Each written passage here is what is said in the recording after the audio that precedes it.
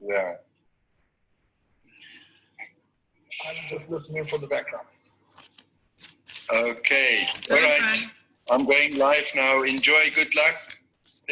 I'm here. If you need anything, you ask me, okay? Yes. Okay. Thanks.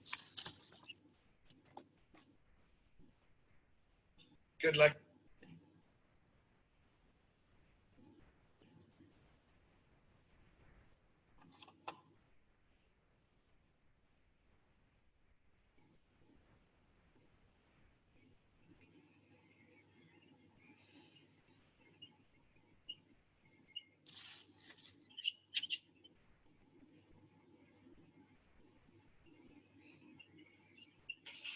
All right, welcome everybody. Welcome to another one of the webinars off the back of the summit that just happened this weekend. Please let us know where you're joining us from, which I see a lot of you are already doing, so we can see who's coming into the room. I see we've got India in the room, and we've got California in the room, and we've got Johannesburg, Algeria, Canada's in the room, Italy, Egypt, Pretoria, which is South Africa, Durban, which is South Africa. More from Egypt and Canada. There's lots and lots of people coming in here from Norway as well. It's great to have you guys with us. Are you guys looking forward to the session? I'm looking forward to the session because Tessa's got some really powerful stuff. Tessa's got some really powerful stuff to share with you. I see Australia's in the room as well, so we've got a nice mixture here from both sides, Tessa. And Melbourne, obviously, from Australia as well, has just come in. Zambia's in the room. USA, Florida, Bulgaria, Nepal. So we got quite a big mixture. Ghana's in the room as well. Welcome, everybody. Netherlands is in the room. Malaysia, I think I mentioned, is in the room. So, yeah, we got lots and lots of people from all over the world joining us, and this is going to be an awesome, awesome session. So I hope you guys are strapped in and ready to go. Make sure you got pen and paper. You're going to want to take notes. Tessa's going to be sharing a lot of different things with you. It's going to be an intense session. I see Dubai has just come in. Guyana's just come in as well, so people are still joining us from all over the place. Tessa, are you excited about this? I'm very excited. I'm very excited. Thanks, Ryan. Yeah. And please, guys, get your pen and paper because this is really going to be a working session. We're going to workshop stuff. It's not going to be just me lecturing or talking about myself. So please. Where's the little one that fell off the lap? The little one's here. There he is. He says hi. Hi from New York. That's Luigi. Mom, don't drop me off your lap again. All right, so cool. So Tessa is, she's got a lot of you, by the way, how many of you saw her in the summit? If you saw her in the summit, say yes. If you didn't see her in the summit, say no. So if you just stumbled across this through our community and you're fascinated about this concept of navigating successful sales through a challenging period, then let us know. So no if you didn't see her in the summit, yes if you did see her in the summit, just so we get an indication of who's in the room. So lots of yeses, which we would expect, obviously, which is great, great, great. Trying to see if there's any newbies in the room. Oh, there we go. There's one. There's probably going to be a few more, I'm sure. There we go. A few more coming through as well. All right. So a lot of you have seen Tessa, which is good, because she can build on where she was. You will find out that she's quite a humorous person, because she actually, we didn't even know she was stand-up comedy until she did a session. And we're like, this is so cool. So, you know, bear in mind, I'm sure she'll be humorous on certain aspects, but what she's talking about is very serious. And I think what I love about Tessa and her whole approach is understanding, particularly through sales, which is one of the fundamental areas of focus in terms of working with organizations, is that it's all about human connection. And in the current context of what's going on in the world, that connection is more relevant than ever. We can't just go with the flow. We can't just do what we were doing. We need to really understand, both internally for ourselves and for teams if we're in teams, and then obviously externally in how we connect with other people as a whole. So the world is not exactly the same, and things do not exactly run the same way they did. And therefore, this is probably more relevant. As much as she's been teaching this for a long time, this is more relevant than it's probably ever been. So I think you guys are in for a hell of a treat. So please make sure that you're there to take notes. It's not about the theory, it's about the implementation. And Tess is going to give you lots of strategies. Like she said, she's going to workshop you. She's going to be polling you. She's going to be doing all types of stuff to interact with you guys. So please keep the interaction up, because it makes it a lot easier for her. And yeah, I'm not going to say much more other than, Tessa, thank you so much for doing this. And we're super looking forward to this. I think it's going to be an awesome, awesome session. And I'm going to hand over to you to get going. Thank you. Thanks very much, Brian. And thank you for everybody to make it here today. And I really look forward to sharing with you some real value, and that you're going to get stuff that you can take away and use and implement immediately following this session. So please, as I said to the people that were in here early, please make sure you've got a pen and paper and you can really pull and extract the lessons that I'm going to be sharing with you today from my experience. So let's have a look. Let's start off. Please make sure that you stay to the end, because remember last time, if you were with me last time, I promised whoever's going to stay till the end of this session a free webinar gift of a coaching session that's valued at $197 US. So make sure you stay till the end, and I promise you I won't forget to give you that gift. I remember when I was a kid and I used to ask my mother questions, and she used to say, I'll tell you when I'm 18, and I go, but mommy, by the time I'm 18 you will have forgotten. So I will not forget. You make sure you'll get that gift. Okay, so I'm reiterating this point. If you've seen me before, I've said this before. This was something that I came across that absolutely gobsmacked me when I actually saw the stats on it. That how you sell is more important than what you sell. It's more important than how good you are at your actual product. In other words, it's more important than how good your actual product is. And it's more important than the brand that you stand for. So it's more important than your company that's behind you. And it's almost 5 times more important than your price. The actual experience that people have with you. So how you're coming across, how you, not only how you're coming across, but the value that you provide to people in that time that they share with you is the most important thing out of anything else in the sale. Now, obviously you can't have a bad product. You can't be working for a bad company, because that's also not going to help you. But if all of those things are in place, then the thing that's going to cinch it is how you are able to relate and interrelate with people.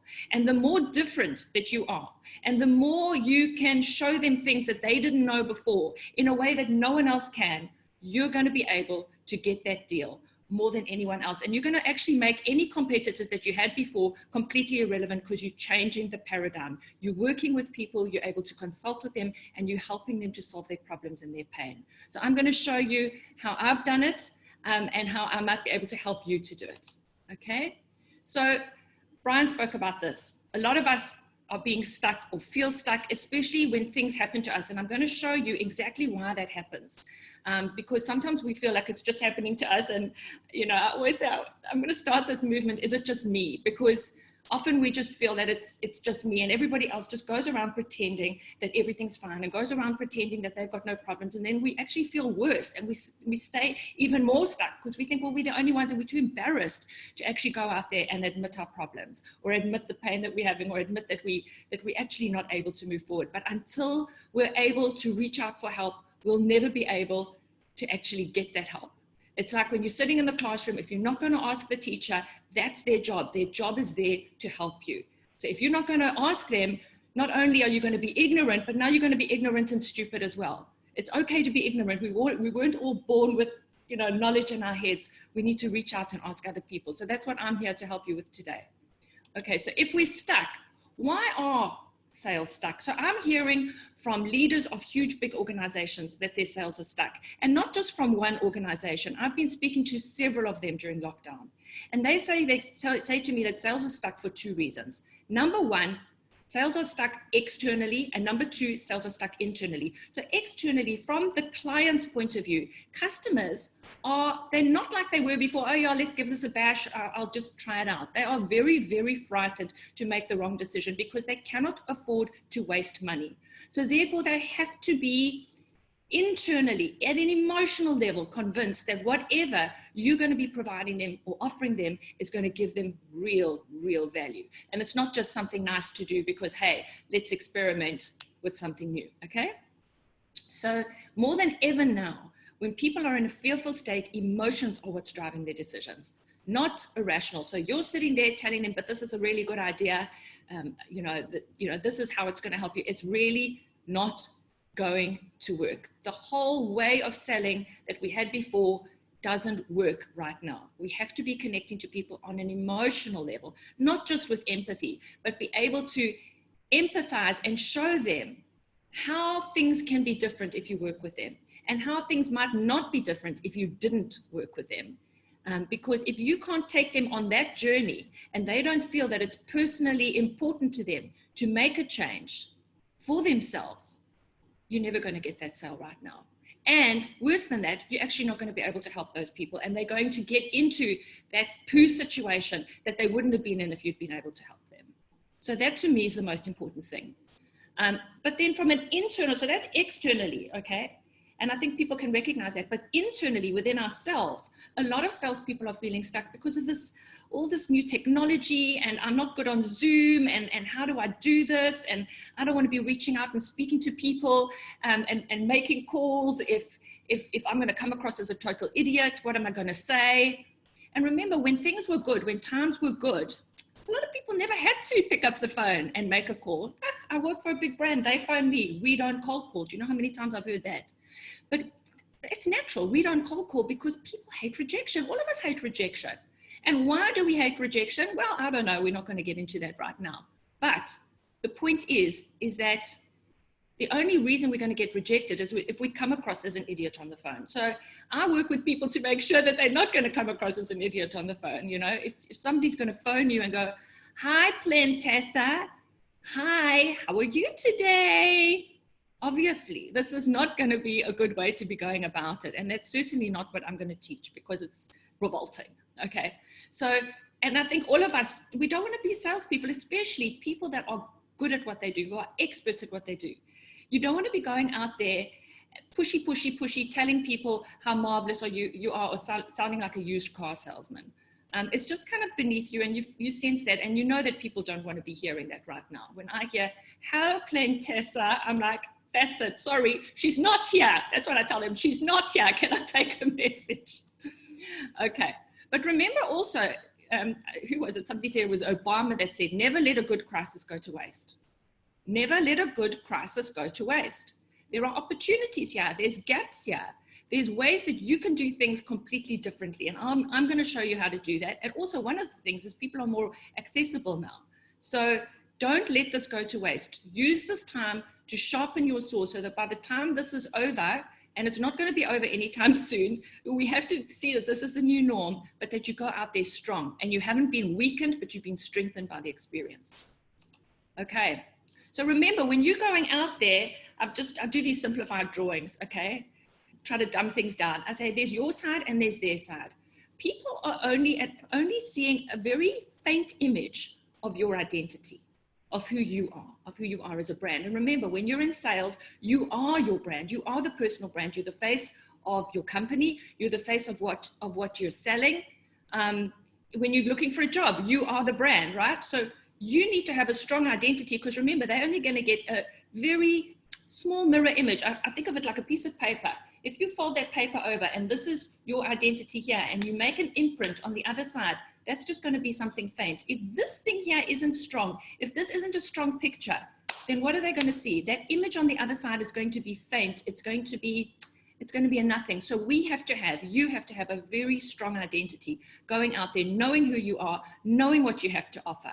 And at times like this, we often feel, do I really have anything to offer? Yes, you do. You've got your whole life where you have built up skills. You've proven yourself again and again and again, and you can use those to help someone else. So just because something's happened to you on the outside, don't let that make you think you've lost everything that you've got on the inside. I'm going to help you. I'm going to help you to draw that out.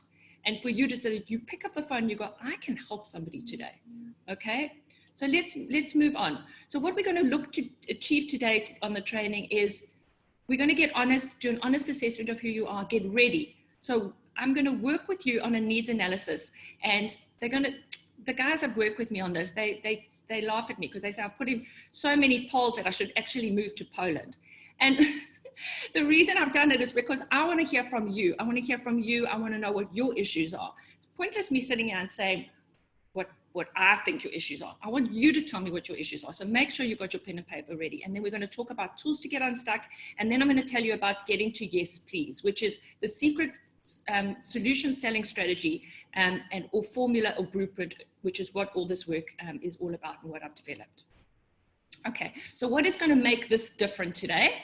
And we've got some time, thankfully, not a huge amount of time, but I'm going to pack in as much as I can. These are next level empower skills for your success. So they are skills that are going to empower you to take this through your whole life. Okay, there's not going to be just skills for today.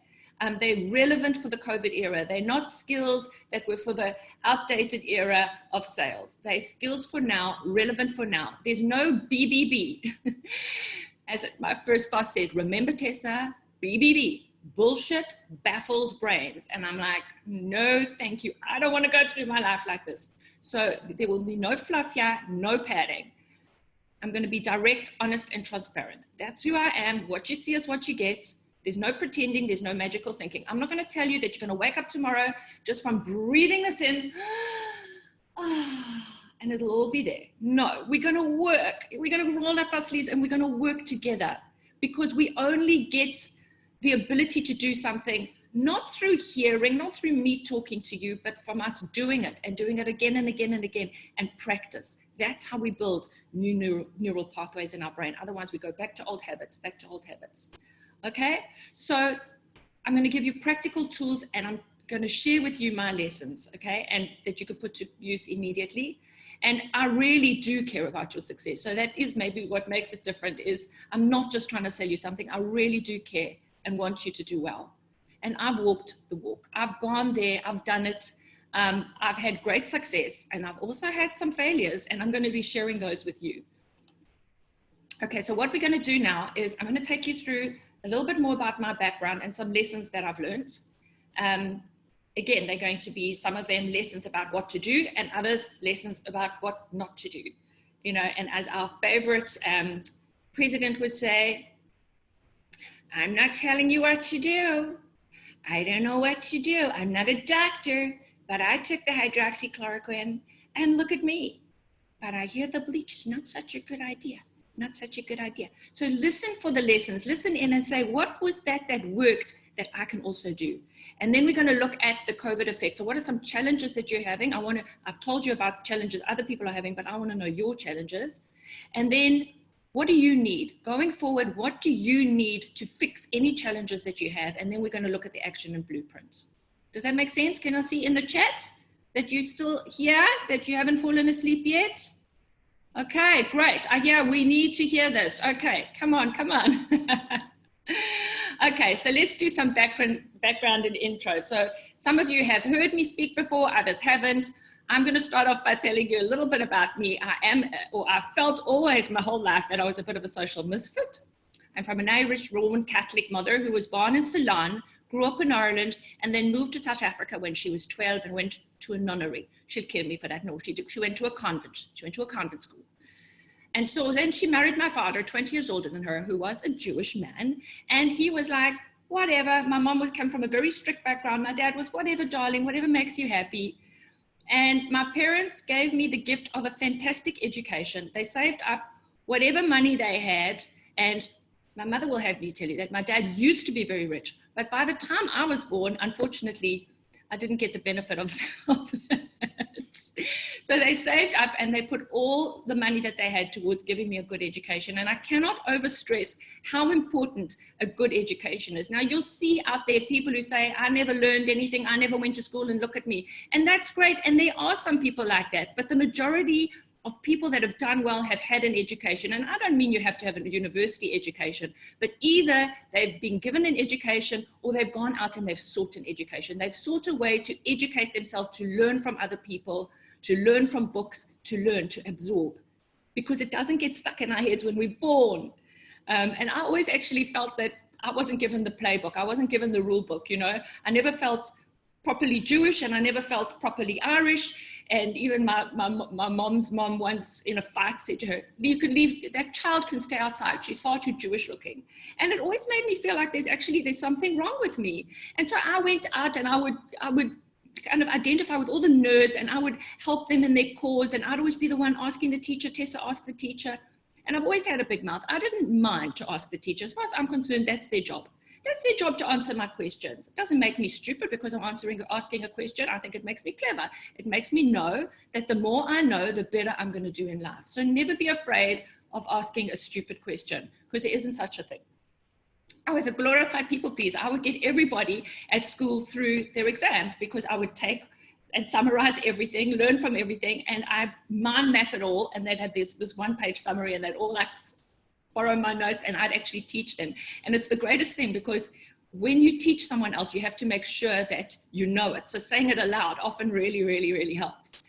And I got people through that literally were failing, and they landed up with a B aggregate. And the other thing is I do some stand-up comedy about my failures. And I wouldn't share all of that right here.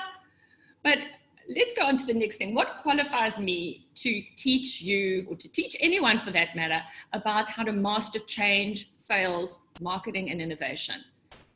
Well, I'm going to share with you some of my 30 years of experience in marketing, innovation, strategic growth planning as consulting, change management, which I've done a lot of, and solution selling. I've also lectured a lot. I've worked at the University of Sydney. I've worked at the University of Technology. I've worked at UCT, and I've lectured in strategy, in marketing, in innovation, in international alliances, in research, in a number of different subjects. So I'm used to working with people, helping people, educating people. And very importantly, one of the most amazing things I did was when I was in Australia, I would work with big companies that had retrenched thousands of people and help all of these people to working with them one-on-one and in big workshops, but helping them to repurpose their lives, to say, what are the strengths that I have that I can work with or redeploy somewhere else? And that is really pulling out what you can do in what you've done somewhere before successfully that you can do somewhere else, not necessarily exactly the same job. And it was just amazing to see everybody got a new job in literally half the time they would have gotten before, because I taught them how to do this. And for myself, I've had constant personal change, constant up and downs, or ups and down, however you meant to say it. And I've had to go through this myself, and I'll show you now when I take you through some of the stories and what I learned from the places that I've worked.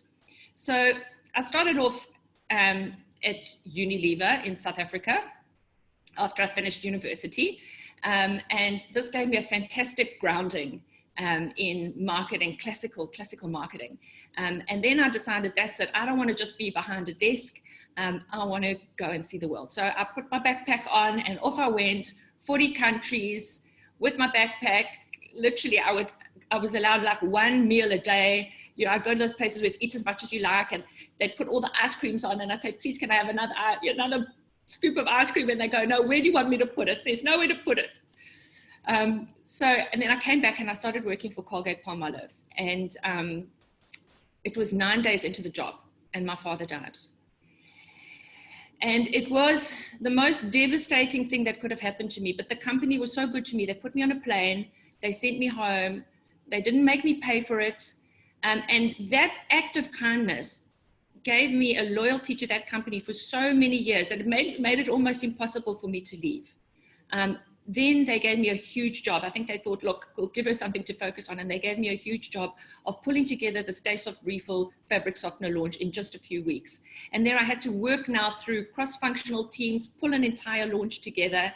And I would drive to work, crying my eyes out, get out of my car, and I would just be a machine. I would just work, and I would come back and I would put myself, and sometimes in a crisis, you have to do that, but you can't do that forever because those feelings start to come up as they did with me later on. But I managed to do it. We launched the refill fabric softener. We doubled the profits within 2 years. And then they moved me to Paris as associate director. They moved me to Paris as business development manager for the Middle East, which was Israel, Cyprus, Malta, Greece, for global exports. Now I've gone from one country and one category to all these countries I was looking after, and they're like 8 different categories. Colgate's got household surface care, body care, oral care, all of them. And then, you know, a lot of people don't even know that they do. And I was like, oh my word. And I walked in there day one, and I was greeted by Anne-France Bril. And Anne-France, I said the surname. And she said to me, Tessa, you took my job. And I'm like, what do you mean I took your job? You took my job. I said, but they gave me that job. Like, I was so doof. She said, no, this was my job. You took the job. I'm going to make sure that you sync. And she picked up all of the files, and with that, she left the room. And I'm like a deer in headlights. I'm like, duck, duck, duck, duck, duck, duck, duck, duck. Not with a D. I'm in this country. I don't speak a word of the language. I'd had literally two lessons before I got there. And I thought I was fluent, of course. And then I found out I actually couldn't speak because nobody could understand a word that I was speaking. And I remember once I was in the lift and I managed to string together like, où est Lydie aujourd'hui? Because Lydie was my PA and she hadn't come to work that day. And they were like, elle est malade, which means she is sick. Now, most of the time when I asked a question, I couldn't understand the answer. So I just, again, stare at them like a deer in headlights. So, but I understood that. Okay, she was sick. So I said, ça fait du sens parce que déjà hier, elle a senté mal. And they stared at me again. It's like, what is wrong? Why is people staring at me? And what I'd said was, that makes perfect sense why she's not here, because already yesterday she was smelling off. What I meant to say was already yesterday she was feeling bad. But the word for sent in feel and the word for mauvais and mal, they're interchangeable. And if you use them in the wrong context, they sound completely different. And then they said, do you mean mauvais? And I was, oh, isn't it the same thing? So, and sent is to smell, and sent is also to feel. So when you're smelling something like desperation has a vibration, has a smell. So people, when you are out there selling and you feeling desperate, people can smell it.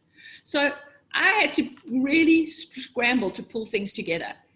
Because I am one of these people that I hate uncertainty. I hate going into a place where everything's a mububal, like you don't know where, it's chaos. I had to structure it. I'm like, I've got to make sense of this because I don't like to feel stupid. So I pulled together everything that I could. I planned everything. I phoned everyone from around the world who'd done things well. And I said, please tell me, how did you do it? I wasn't afraid to pick up the phone. I thought, I've got to learn quickly. I've got to learn from them. I've got to pivot. So I phoned them all. They told me, and I said, now tell me what you did badly. Now tell me, and I didn't say what you did badly. I said, now tell me what didn't work so well. And they would tell me. And I would say, okay, so I'm going to do this, but I'm not going to do this. Or this demo worked with this piece of creative, and I put them together. People said, you can't do that. You can't take this demo and this piece of creative and put it together. I'm like, well, I'm not going to reinvent the wheel. I don't have time to reinvent the wheel. I've got to make sure I get results quickly. So I'm going to learn from other people and I'm going to pull it together. And I encourage you to do the same thing. I then picked up the phone to all of my distributors and all of my clients. And I said, let me come and see you. In these times like this, it's let me meet you. Let me talk to you over Zoom. It doesn't matter that you don't know how to turn it on. Somebody can help you with that. Nobody's hiring you anyway for how good you are on Zoom. So I did that. And I said, I want to learn about your market. And one of the things they said to me is don't try and take something that's worked somewhere else and just implement it, because it's not always going to work. So because if that's in a lead market and this is a follower market, that's not going to work. So what I did was I said, okay, where have we got strengths and weaknesses in this market that's going to work, that's going to work. And let's only go for where we have strengths. Let's only go for where the competition isn't maybe spending too much money and we can quite easily and quickly get ahead. And I developed this balanced scorecard before I even knew they existed. And I put a criteria about how important each criteria was. And I then worked out what we could do, and then I prioritized it. Because I knew I couldn't do everything at once. I had to prioritize. And this is the most important thing, prioritize your time. Because your time is your money. People think, oh, time.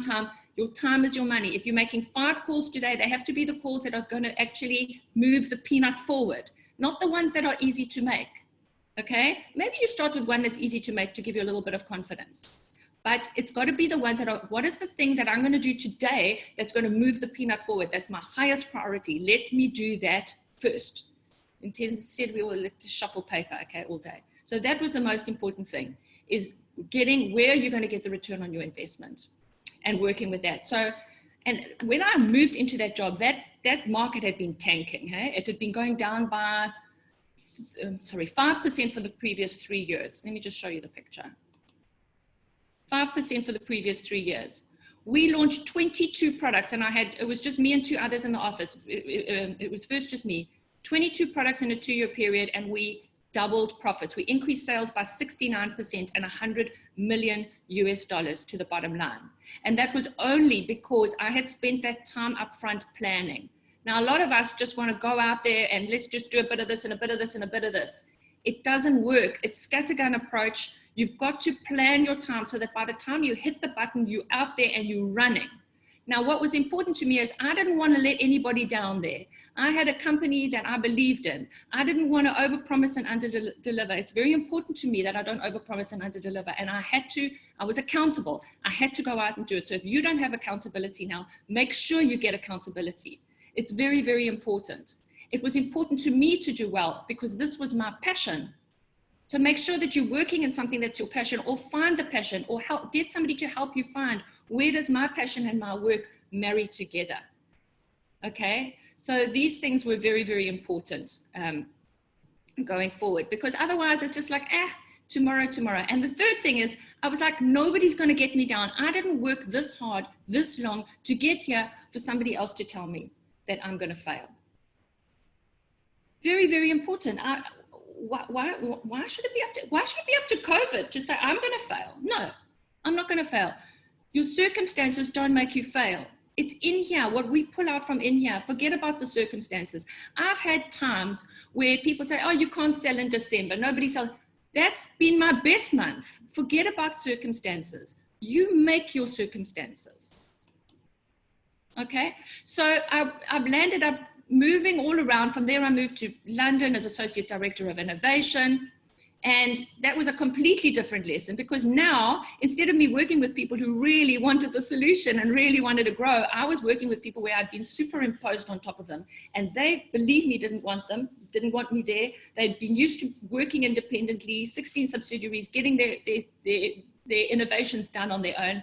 And they didn't want anybody centralizing anything. And they weren't incentivized. They were incentivized only for themselves. So the very important lesson I learned there is, when you've got a team, make sure that the goals are aligned, that some of it is personal and your personal success, but some of it's team success. Otherwise, people will always be pulling in different directions, and you're going to have silos, and you're not going to be able to pull an entire organization together. So I learned that lesson, and I used that when I worked in Australia, working with companies there, breaking down those silos, getting everybody's goals aligned and moving forward. And there I had to work with European, with 16 subsidiaries, with the guys, you know, the factory. It was really quite a difficult job from there. And, you know, we were going from meeting to meeting to meeting to meeting. And I just thought, is this my life? Do I want to really be spending my life just sitting in meetings? I'm one of these people. I want action. I want results.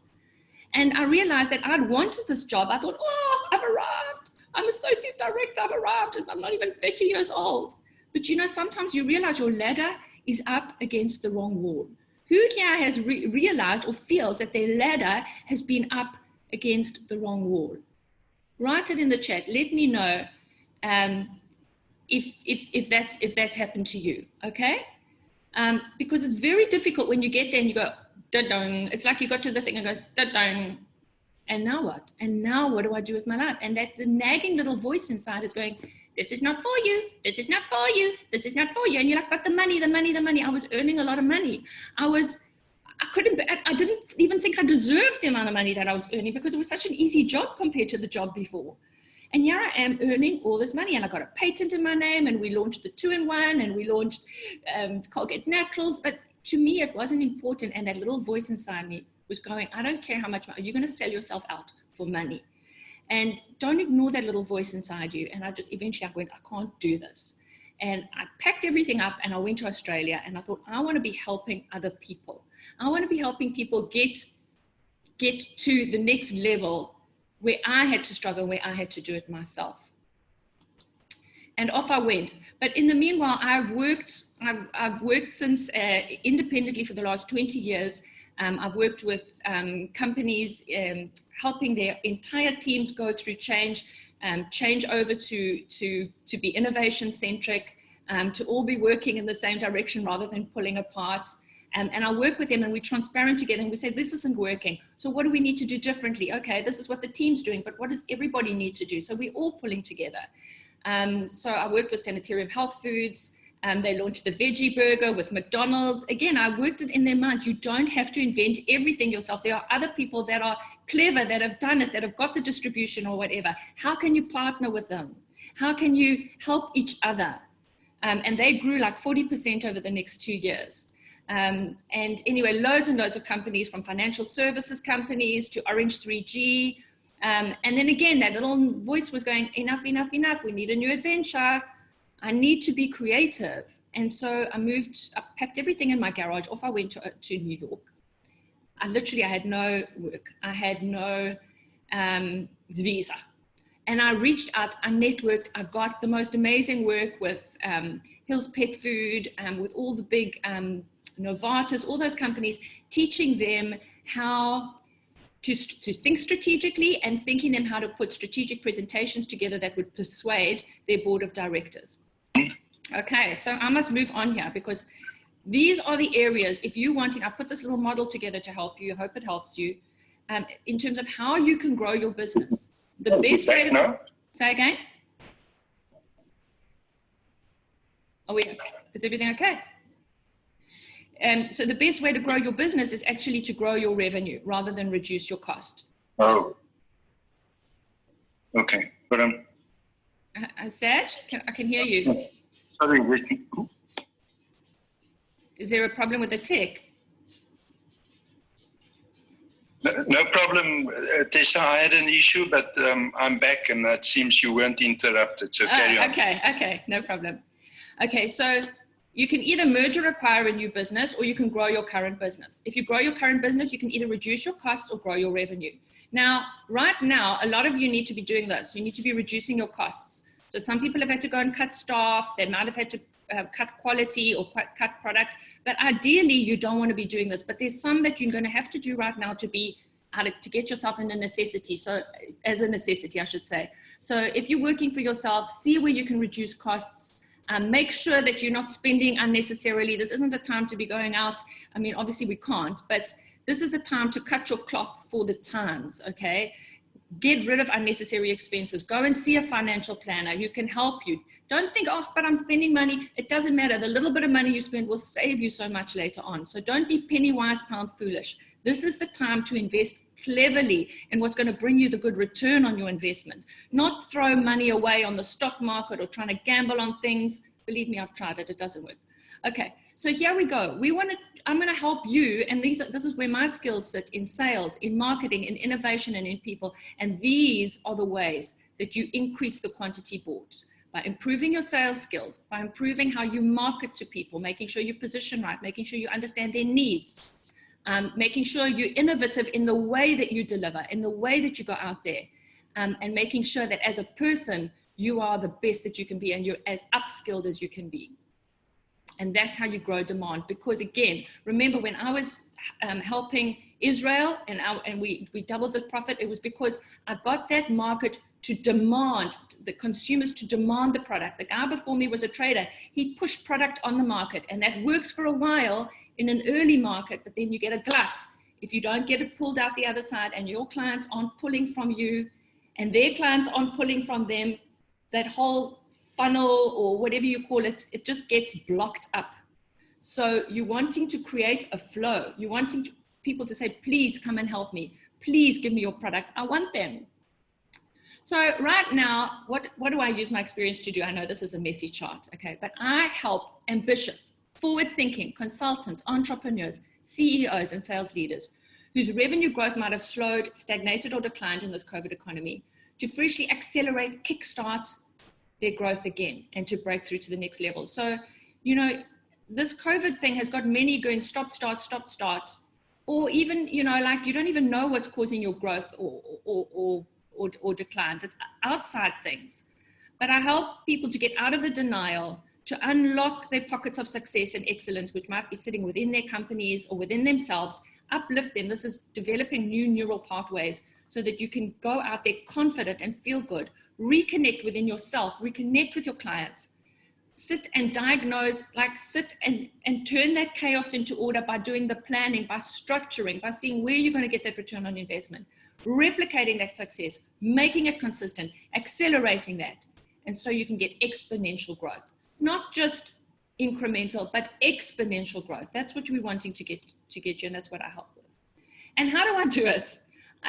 Please, you can't steal my thing now. I'm going to put it on that t-shirt and I'm going to make gazillions from it. But I love this little saying that I came up with. 1,000 crumbs don't make a cake. You can try a Band-Aid here. You can try a Band-Aid there. You can go on this little course or that little course. Eventually, you can get people in to help you if you've got a company. And they'll help you with this little thing or that little thing. But unless somebody's got a full idea and has skills across a number of areas or functional areas, or even ways of facilitation, whether it's training, whether it's workshops, whether it's coaching, you're just going to get patchwork solutions. So if you really want the cake and you want total solutions and you want to fix things for good and you want to make sure that it's solidified and it gels together, then you have to do it properly. You really have to do it properly, and you have to sit down and do that needs analysis with somebody. So there's a hard way of doing things and there's an easy way of doing things. I went often around it very much the hard way. I banged my head plenty of times. When I first started consulting, I'm going to admit to you, I was a technical expert. In other words, I knew my marketing, I knew my innovation, okay, but I didn't know sales at that point. I knew sales to my distributors. They wanted what I had to offer, but I couldn't sell. In other words, I didn't know how to pick up the phone and speak to people who'd never heard from me before. And I felt embarrassed. I just felt like, why should I have to? I got like a big deal. I've been a director. Why do I need to have to pick up the phone to anybody? No, nobody knows who you are. And until you pick up the phone, nobody can know how you can help them. How are they meant to know? So when I didn't know how to do things, that made me feel desperate. And the more desperate I felt, the less I could sell. So first I went over hopeful, then I felt depressed, then I got completely desperate.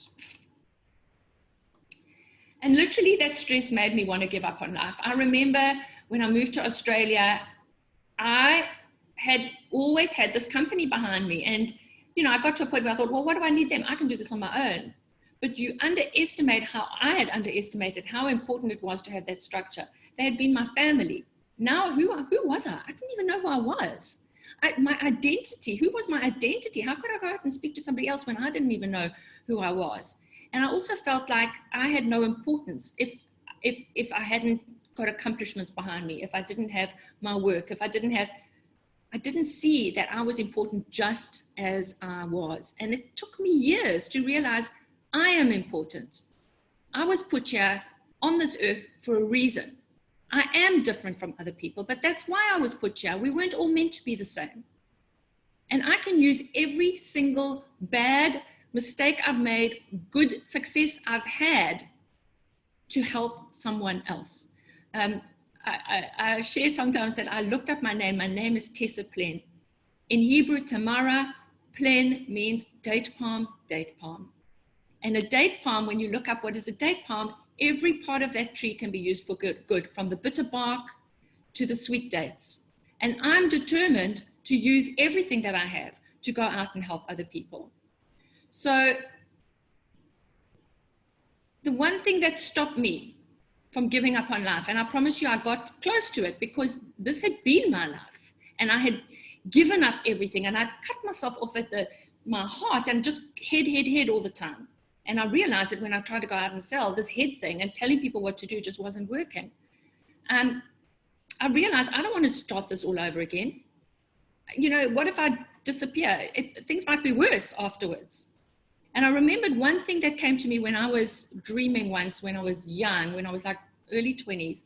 And it was like a vision that came to me and it said, Tessa, remember, no matter what you've done in your life, no matter how much of a loser you feel that you are, you've always, whilst you're alive, got the chance to turn that around. And the words were, you've got the chance to wipe the slate clean.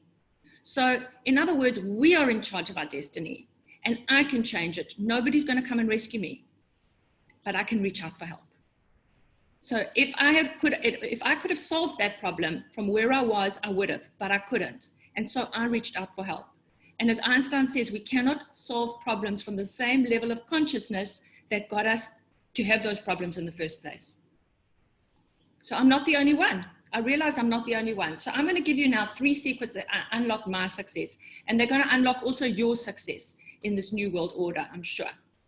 So secret number 1, it's normal. When something big like this happens, COVID, or you lose a job, or you move from a job, or you immigrate, or you move countries, it's absolutely normal to go through this emotional reaction to change. I'm not a complete weirdo, and I'm not a loser. So the fact that you're going through this, maybe, and I'm sensing that there are people out there that are going through this. If you are, it is absolutely normal. It doesn't make you weird. It doesn't make you weak. It is absolutely normal, and I'm going to show you now. And this just, just knowing this made me feel so much better, because when I think I'm the only one, that makes me feel worse. And everyone else pretends that nothing ever happens to them. It drives me nuts. Okay. So let me show you this curve. This is this guy called Kubler-Ross. He came up with this curve, and I find it so helpful. So I've adapted it here. So when change happens, let's just say you're running along. We all sit here in denial. This is a lovely ostrich. It's not a 3-legged ostrich. It's an ostrich with its head in the sand. Now, this ostrich is moving along, not really knowing what's going on. And then this huge shock happens, COVID happens, whatever. You change your job, you move to another country. You start to get angry. Now, first you get angry with other people, and then you start to get angry with yourself. So then COVID is like, oh my goodness, now you take out the whip. Now you're whipping yourself about every wrong thing that you ever did in your life that got you to where you are, and you're such a loser, and blah, blah, blah. I don't know if I'm the only one. Maybe I'm the only one that went through this. But all this stuff comes up, right? From there, and actually it's more healthy to be blaming other people than blaming yourself, because now you're falling down the curve. Then we go into fear. Oh my word, how am I going to do this? Oh my word, I don't know what to do. I don't know what to do. I don't know what to do. Now for some of us, this feels good, and we can move very quickly to the other side. So when I moved to Israel, to Paris, I should say, this panic about actually got me across here. For other people, if you sit in it for too long, it brings you further down. Now you go into confusion. You're like a doe in headlights. You go into confusion, and you get into depression. Now, when you're in depression, it's very, very hard to get out. And I know people go, well, pull yourself together, get up here, or do this course, or do this meditation. No, because you can't just move from one, well, not for me, I don't know, maybe for some people, maybe there's magic with some people, but this is really, and I'm going to show you exactly how it works in a minute. When you get to that point, there is no way you can pick up the phone. So when I was feeling like this, there was no way that I could pick up the phone. I felt worthless anyway. What did I have to offer anybody? Okay, so what do? This is stuckness, okay? What's the point? I'm anxious. I'm sleeping all day. I'm not getting out of my pajamas. I'm unproductive. I'm maybe working hours, but I'm not getting output. And I'm comparing up. Don't compare up. Don't compare up at everyone else, how they've pivoted. Compare down at other people that aren't in a good space. And how can you help them? And that'll help you feel worthwhile. Stuckness. Now, let me explain another little thing. These are called circles of control and influence. Has anybody heard of this? This is from Stephen Covey. He came up with these circles of control and influence, and it's also helped me understand life. And I've used it to now adapt it to what's going on now and what's going on in my life. So these 3 circles. One is what's in our control. This is what we can do something about. The next is what we influence. So we can influence our clients. This in our control is we can make appointments, we can pick up the phone. Influence is how we persuade, how we come across. Concern is stuff that we can do absolutely nothing about. So stuff like COVID. COVID is in our area of concern. It's upsetting, but we actually can't do anything to change it. Okay, so this is how these 3 circles start, okay? So in the old reality, let's say before COVID, we had more of an external locus of control. These things would concern us a lot, okay? So other people, what do other people think of me? What's going on in the environment, okay? This would affect how we felt in control or didn't feel in control. And so we would often, or I know for myself, I'd often feel like a victim of my circumstance. Other people have done this to me. My parents have done this to me. This is what's happened to me. I had a bad boss. My boss was a total bully. How do I get out of it? It's hurt me. So we were sitting there and feeling maybe out of control. When things are good though, what happens is the external pulls us up. So everything rises with the rising tide. So when things are good though, we feel great. we feel, wow, we're in control. Everything's going great. And we think it's us, right? But meanwhile, it's because everything's going great around us. And then, boof, something bad happens. Some COVID happens. Now, the reason I'm putting my logo in there is my logo is around total potential. So when things are good, I'm feeling like I can live up to my total potential. When things are bad, I become very small. My potential goes very small. So this concern, especially if we're relying on other people and not inside here, our concern, everything pushes in on us and we get smaller and smaller and smaller. Our ability to influence goes smaller. What we feel in control over goes smaller. And this thing just feels like everything to us. Everything. This whole COVID has taken over our lives, some of us, that we've completely given up. And we think, well, there's nothing I can do. I mean, look at COVID. Actually, this is exactly the time where we have to look in here and say, right, how are we going to change how I think? How can I change my emotion? How can I act in a different way instead of react? And here, cause is crucial. Over here, cause is not so important. So although we sat there going, what's the cause of COVID? Did it come out of China?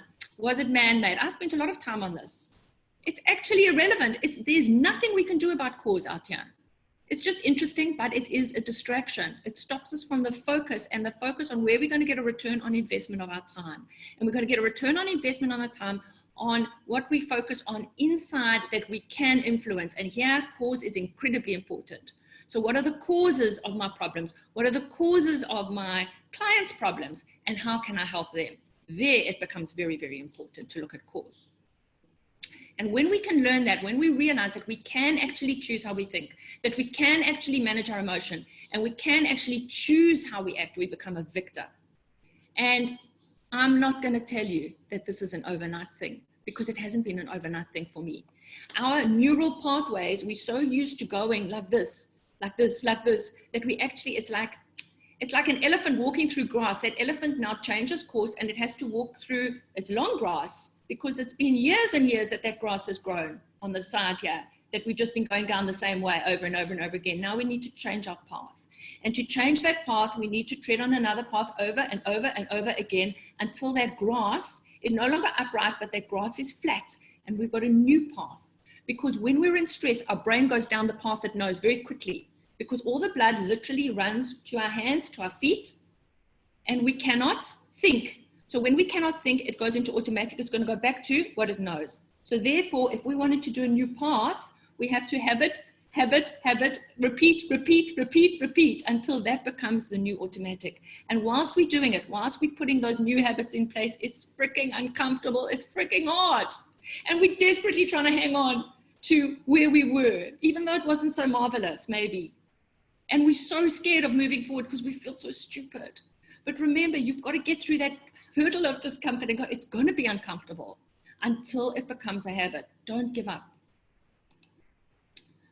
This is just to show you, and this was something that also really helped me when I realized that feelings actually and emotions actually have a vibration. And when we're feeling cuck, in other words, when we are below the line here, when we're in a contracted small space, we can only use force. When we're feeling pride, anger, fear, shame, which is depression, okay, humiliated, we can't be very successful. But if we can get ourselves, and sometimes from pride to courage is a very, very small leap. We can get up here and we can start to be empowered, in control, we're expanded, we can start lifting ourselves and other people up until we eventually, reach nirvana at the top. But most of us are down here. We're either getting by or we're suffering. Tell me if you're getting by or suffering, where you are on there. I want you to, you don't have to tell me. If you don't want to tell me, write it down in your book. Where do you think you are on that scale? When you're down here and you've got negative emotions, those negative emotions will drive your action. When you're up here, you do positive action to drive your emotion. Can you see? It's everything's opposite. Down here, you're reactive. Your emotions are driving you. Over here, your actions are driving your emotions. So isn't that great? It means we can do different stuff to feel better.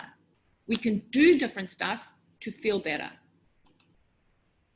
So we can actually start doing stuff over here by honestly assessing where we're at, doing a proper diagnostic, a proper plan, generating our vision, making better choices, and getting help to do this. Because let's face it, I know we say we're going to do it. I've even got a course here that I sat on for I don't know how long. Did I do it for myself? No. It's only when somebody holds me by the hand and says, now Tessa, sit down.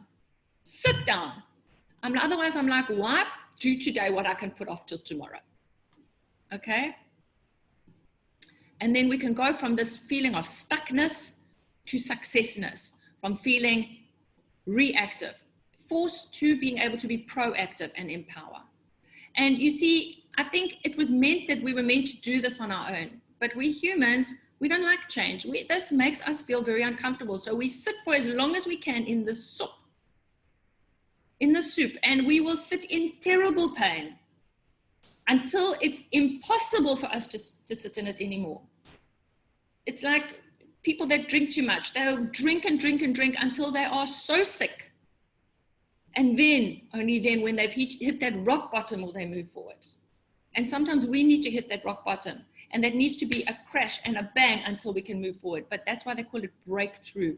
We can break through. Call it a breakdown and a breakthrough. Okay. So secret number 2 is when you're working with your customers, teach them, don't tell them. So when I went in and told them the answer, they didn't want to know because they're like, I didn't even have a question. Now you're telling me the answer. So this is what the research shows. Even before COVID, people were changing. They were changing to want to become more empowered. They just didn't want to be told what to do.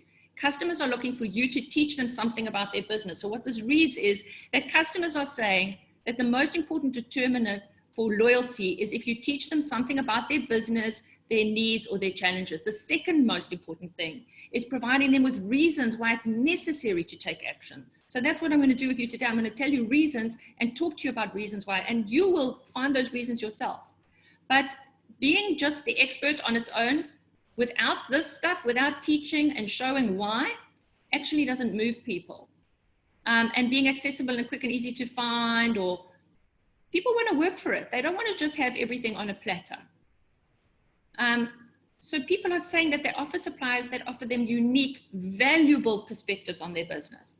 They teach them something new, issues. So if you only go in there and you only know your stuff and you don't know what your competitors are offering, and you only know your little narrow focus of business that you offer people, you'll only ever have a limited, narrow influence on them. Somebody else that can go in there and help them with more of their needs and help them actually keep their business afloat so that they will have a client in a few years' time, or even a few months' time. They're the ones that will keep and get the clients. I remember when I was at Colgate, I would always hire those consultants who explained to me how things worked, where I could learn from them. They told me why these new techniques and innovative techniques were coming in and what was happening around the world, so I could get smarter and I could do my job better. Those were the people. Then I would automatically go to them and say, oh, can you do this? Or can you do that? Even if it wasn't quite in their realm, and they would help me. So lead to your strengths, challenge customers' assumptions, actually be prepared to sit there and say, you know what, I hear what you're saying. Have you also considered this? What about this? Did you think about it that way? Don't be afraid to do that, because you're there to expand their knowledge. So you're part technical expert, you're part consultant, you're part coach, but you're not just a coach, because if they knew it all, they wouldn't come to you in the first place, and you've got valuable stuff to help them with. So co-create together with them. And I'll teach you how to do that. Secret number 3 is that the whole way of selling has changed. So in the past, there was this simple sale, generic. We had stuff, we just flogged it, flog off the shelf. We pushed things on people. As things have evolved and services have evolved, particularly services in IT and finance, people are looking for bespoke services. That's what creates the demand pull. They're more complex, they're more technical, they're more infrequent purchases. Okay, can you guys tell me, does this make sense to you? Hi, Hilton, I see Hilton's there. Okay, added value, premium offers. This is where you can start adding value. So it needs to evolve from push to pull. Okay, now what do you think this needs? Do you think you can use the same skills you've used there over here? What do you think? I'm not seeing the chat coming up. It's not moving enough for me. Okay. Do you think you can use the same skills there or there? No. Toko says no. Come on. I see hello from Egypt. What else? Same skills. What skills do you think you need here that you didn't need there? Okay? Think about it, write it down, and I'll show you now. So here you needed sales skills. So the usual sales skills that everyone offers: rapport, negotiation. They might give you exact scripts to learn by heart and sound like a hamster. You don't want to be that person, but you need some of these skills. Some of these skills are still important. I'm not saying that they're not important, okay? You still need to know that stuff. That's not what I teach, okay? I teach these skills, which is solution selling skills, challenger selling skills, which is how to actually change the paradigm, and I'll tell you about that in a minute. You need to understand consumer psychology. You need to understand how people think, what motivates them. You need to also have some research skills. So I'm going to be working with you to understand from you what your needs are, because otherwise you like pie in the sky, you're not even relevant. Yes, you need consulting skills, but today people aren't just looking for consultants. People who are the old school form of consultant, advisor, coach, no thank you. People want the empowerment. They want to be able to do it themselves. You've got to teach them to fish. They don't want to have to rely on you to come in and tell them how to suck eggs, okay? People want to learn how to lay those eggs and hatch those eggs themselves, okay? Branding. This is all mush together. Branding has to come into it. Marketing and sales have to come together, because now you want to pull, so you want to understand people's needs so you can tailor something that meets their needs, not just say we've got this suite of products or that suite of products. And I know in the financial services industry, the only way that they could differentiate themselves before was to bamboozle clients. So they'd make, or telecoms, right? When you go to a telephone service and you're like, well, what am I getting here? You can't even compare apples with apples. They do it on purpose to confuse you. This is not that, okay? And it's project management skills that you need, one-on-one marketing skills. Secret number 4. Who wants to hear secret number 4? Please tell me in the chat, who wants to hear secret number? Okay, secret number 4 is that the art of persuasion, or the art of working with clients, is that you cannot just stick in your head and you cannot just be in your heart. You actually have to be saying smart stuff, but connecting in a way that affects people emotionally, in a way that it's important to them personally at an emotional level. Does that mean still awake? I'm seeing it. Lovely, lovely. Yay, yay, you're still awake. Okay, so it's not just head and it's not just heart. So it's not just rapport building so people like you. No, because if what you're selling them is not going to help them, doesn't matter how much they like you. In fact, you'll see in a minute, it's often doesn't help you if all you're doing is it for people to like you. On the other hand, you don't want to be just telling them because you all smart and then they feel stupid and they also haven't realized it was important. They want to say it. They want to say it. Okay, next. In good times, you could just attract people. In bad times, people move away from pain. In fact, most people move, change, or make a decision away from pain towards pleasure, not just because it's pleasurable. A lot of people would rather stay in a difficult situation or an uncomfortable situation than move towards pleasure. But when that discomfort becomes too much, that's when they're going to make a decision. How many times have you only made a decision to move, to immigrate, to, I don't know, do something different when it's been so uncomfortable where you're at? Because we don't like change. We say we do, but we only want the change and we really want to make them. We don't want to go to all the uncomfortable bits in between. Right? Most of us will change when there's something that makes it important for us to change, relevant for us to change. Personally, it's going to affect us. Secret number 4. I'm going to specify a way to do this in the course that you will help people solve their problems without manipulating them, by showing them an alternative. Okay, and secret number 5, which was the thing that I told you about what I did in Paris, is invest in the right things. Put your time in the right things that are going to bring you the return on your investment. So when you look at what money you're spending, spend it. Don't be penny wise, pound foolish. Don't say, well, I'm going to do this myself and I can read it on YouTube and it's all on the internet. It's all on the internet. I can tell you this stuff that I'm teaching now and the stuff that I go into companies and teach is not on the internet. And how do I know that? Because I've taught the biggest business schools in South Africa.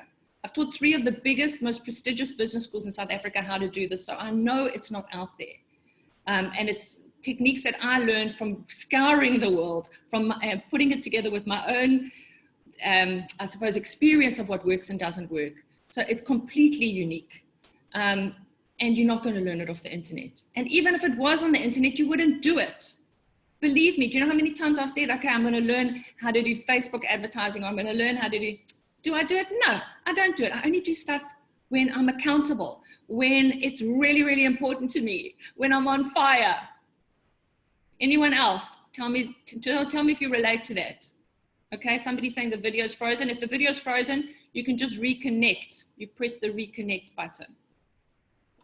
Okay. So another thing that was a big learning was never stop marketing. In times when times are tough, as I said before, you sharpen your saw. This is where you never stop marketing and you never stop mastering core competencies. This was what happened in IT firms when there was that big crash. These were the ones that did well. Yes, you have to monitor your spending. You have to enforce a budget. You have to manage your inventory. But never stop marketing and never stop sharpening your saw. In other words, never stop learning. This is where you need to become good. You need capability and you need competence. Okay? Okay, now I want to hear about you. Okay, so we're going to workshop this. Again, no falling asleep. No falling asleep. I want to know who is in the room today. So there should be a poll come up. Okay, are you an expert consultant, sole trader? Are you an entrepreneur with less than 10 staff? More than 10 staff, you're an entrepreneur? Do you work for a company? Are you looking for work or other?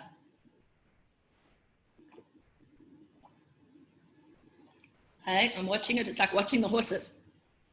And they're going from the starting blocks, and they're moving, and expert consulting. And then up comes entrepreneur. I work for a company. It's coming up on the rear, I'm looking for work.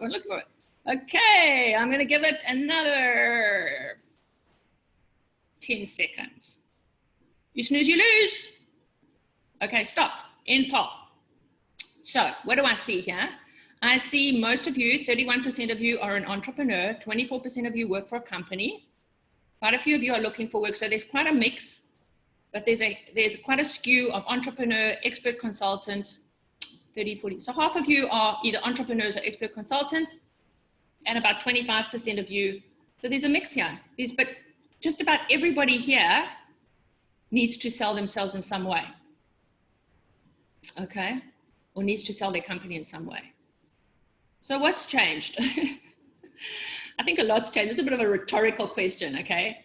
This little guy here has the power to topple Goliath.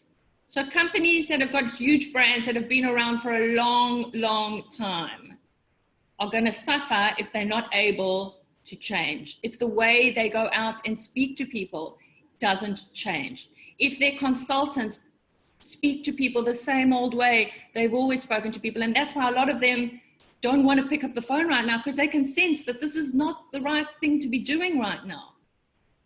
Okay? I mean, I read a wonderful story about Scott Morrison, you know, the Prime Minister of Australia. And the Aussies hated him because during the fires, he decided to go to Hawaii, didn't he? He decided to go to Hawaii in the middle of the raging fires. He decided that this was the time for him to take his family and go on vacation. And they hated him with a passion.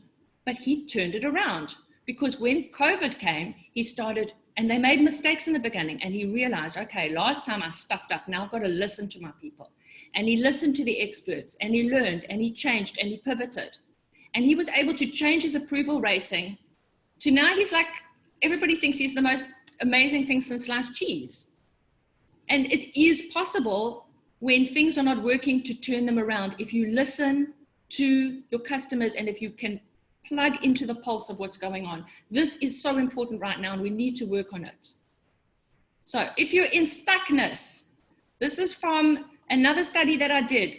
70% of people out there are saying they are paralyzed right now in some way. They've lost their mojo, they've lost new business, they've lost current business. So if you are paralyzed, you're not an idiot. It's normal. Most people are. And everybody else is lying. No, it's a joke. Some people really have actually done better. Some people have gone like this, like the ballerina, they've pivoted on their toes and they are motoring. Okay. Think about it. What do those people have? Do they have accountability? Is it really important for them to change? Are they passionate about their work? Do they see a purpose in their work? Are they sitting there going, is this even what I want to do? Because if that's what you're sitting there going, is this even what I want to do in my life? Did I really want to do it anyway? Then that's what we need to work on. Okay. So I want to know how your sales have been affected during COVID. So it's affected only my sales, sorry. It's affected my clients' sales only. It's affected me and my clients, or it's had little effect. So how have sales been affected? Your own and your clients. Let's see. Okay.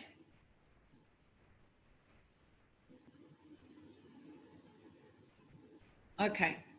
Right. I'm going to stop at 1, 2, 3, 4, 5. I'm going to give you 10. 1, 2, 3, 4, 5, 6, 7, 8, 9, 10. Okay. 82% of you tell me that it's affected you and your clients. Okay. So that means, that says to me, if it's affected you and your clients, then you need skill to help yourself and to help your clients. This is not one skill to go out and help your clients. It's a skill that's going to help you, and it's a skill that's going to help your clients out of the stuckness. So if you've got clients that are stuck, wouldn't it be great to have a skill that could help unstick your clients beyond just your normal run-of-the-mill selling them a product or service, but actually help them to stay in business, to heal their pain so that they can continue to be your client over the next 6, 12, 18, for their lifetime, right? So you can help your clients, but you also have to help yourself. And these two things kind of have to happen in tandem. Okay. Why have sales been affected? Next one. Keep going. Starting the poll. Has it knocked your confidence to reach out? Are clients more cautious to buy unless they see it as crucial to their success, or is it both?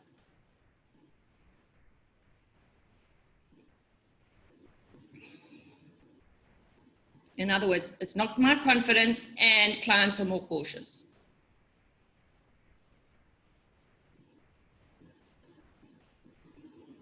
Okay. So I see a bit of an interplay. I'm going to stop this poll now. It's kind of 50-50. People are saying that it's clients are more cautious, and that's obviously having a knock-on effect of my confidence. Now I don't know that I've got the tools to sell to the clients using the old techniques I had before. Now I need new techniques, right? That's what I'm seeing you. That's what I hear you say. Okay? Because the way that I would sell to a less cautious buyer is not the same way that's going to work right now. And that now makes me unconfident because now I'm sitting without the skill. I'm not equipped. So obviously I'm not going to feel confident. So now I want you to, this is, okay, we're near the end of these polls, okay? They're going to kill me. Okay, what are your issues? I want to know. I've lost business that I already had before COVID.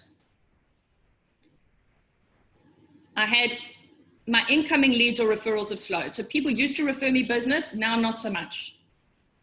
3, I am not reaching out enough myself proactively to get new clients directly. Or I'm reaching them, but I'm not getting through the right person. Or I'm reaching them, but it's taking a long time to get decisions. Or I'm reaching them, but I'm getting rejected. Is it most or all of the above, or none of the above? Just read through that list. If it's more than 2 things, put there most or all of the above. 2 or 3 things.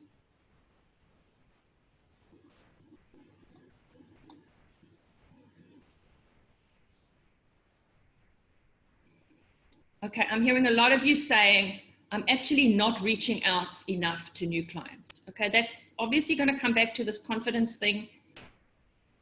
And then I'm saying the majority of you are saying most or all of the above. Okay, so there's 2 key issues coming out here. One is I'm actually not proactively reaching out because I don't know how to. And then there's a lot of these things that are going on. I've lost business that I had before. Incoming leads or referrals have slowed. I'm not reaching out to new clients, so making it worse. What do you think is going to happen if you don't fix this? Don't tell me, write it in your book. What is going to happen if you don't fix this? How's that going to affect you? How's it going to affect your team? How's it going to affect your family? Tell me, I want to hear. Write it in the chat.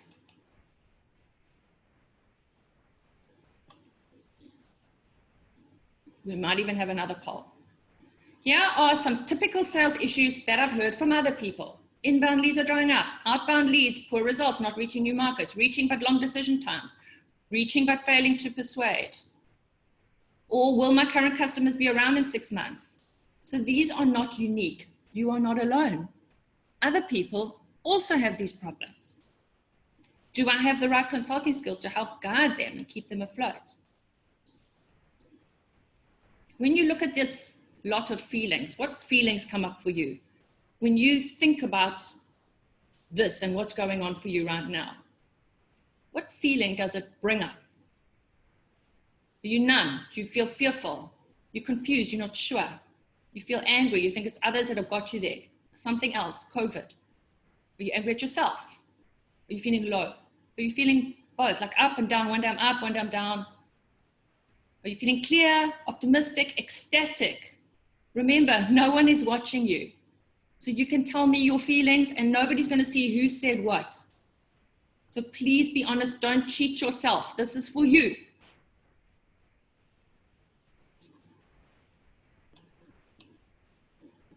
Okay, let's see what's coming in.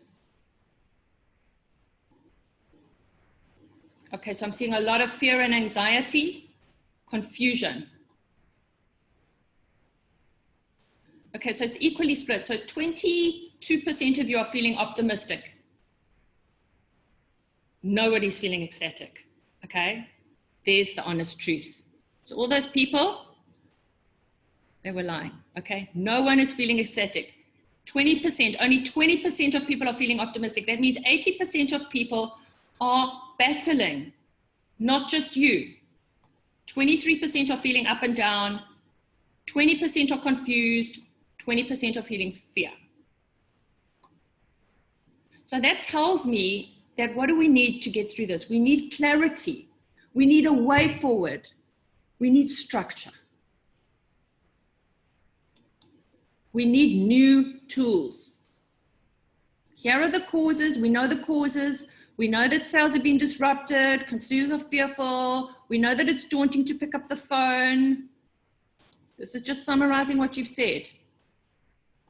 We might be technical experts, but without the right sales skills. We're not persuading people. Customers' needs from suppliers might have changed from COVID. When was the last time you actually asked your clients how their needs have changed? And how you can better serve them? Begging, pushing, la, la, la, la, la, lack of a trial size. You're not overcoming objections because your technique leaves so much room for objections. The technique that I teach doesn't leave any room for objections. Not if you do it right. Okay. So I think we've answered this. We know that there are reasons. There's the COVID recessions. Online is daunting. Customers are fearful. We've lost confidence. Okay, I want you to tell me now what happens if you don't fix this. Have we got a poll for this? No, we don't have a poll for this. We're getting the poll saying who's in the room today. What happens if you don't fix this? I want you to just write it down or tell me in the chat. What will happen if you don't fix it? How's it going to affect your business? How's it going to affect your staff? Are you going to have to start again?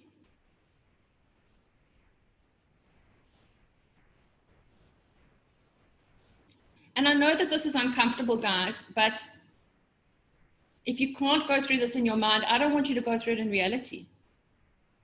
If there's a way to avoid you going through this, let's do it. Okay? Write it down. So how do we get unstuck?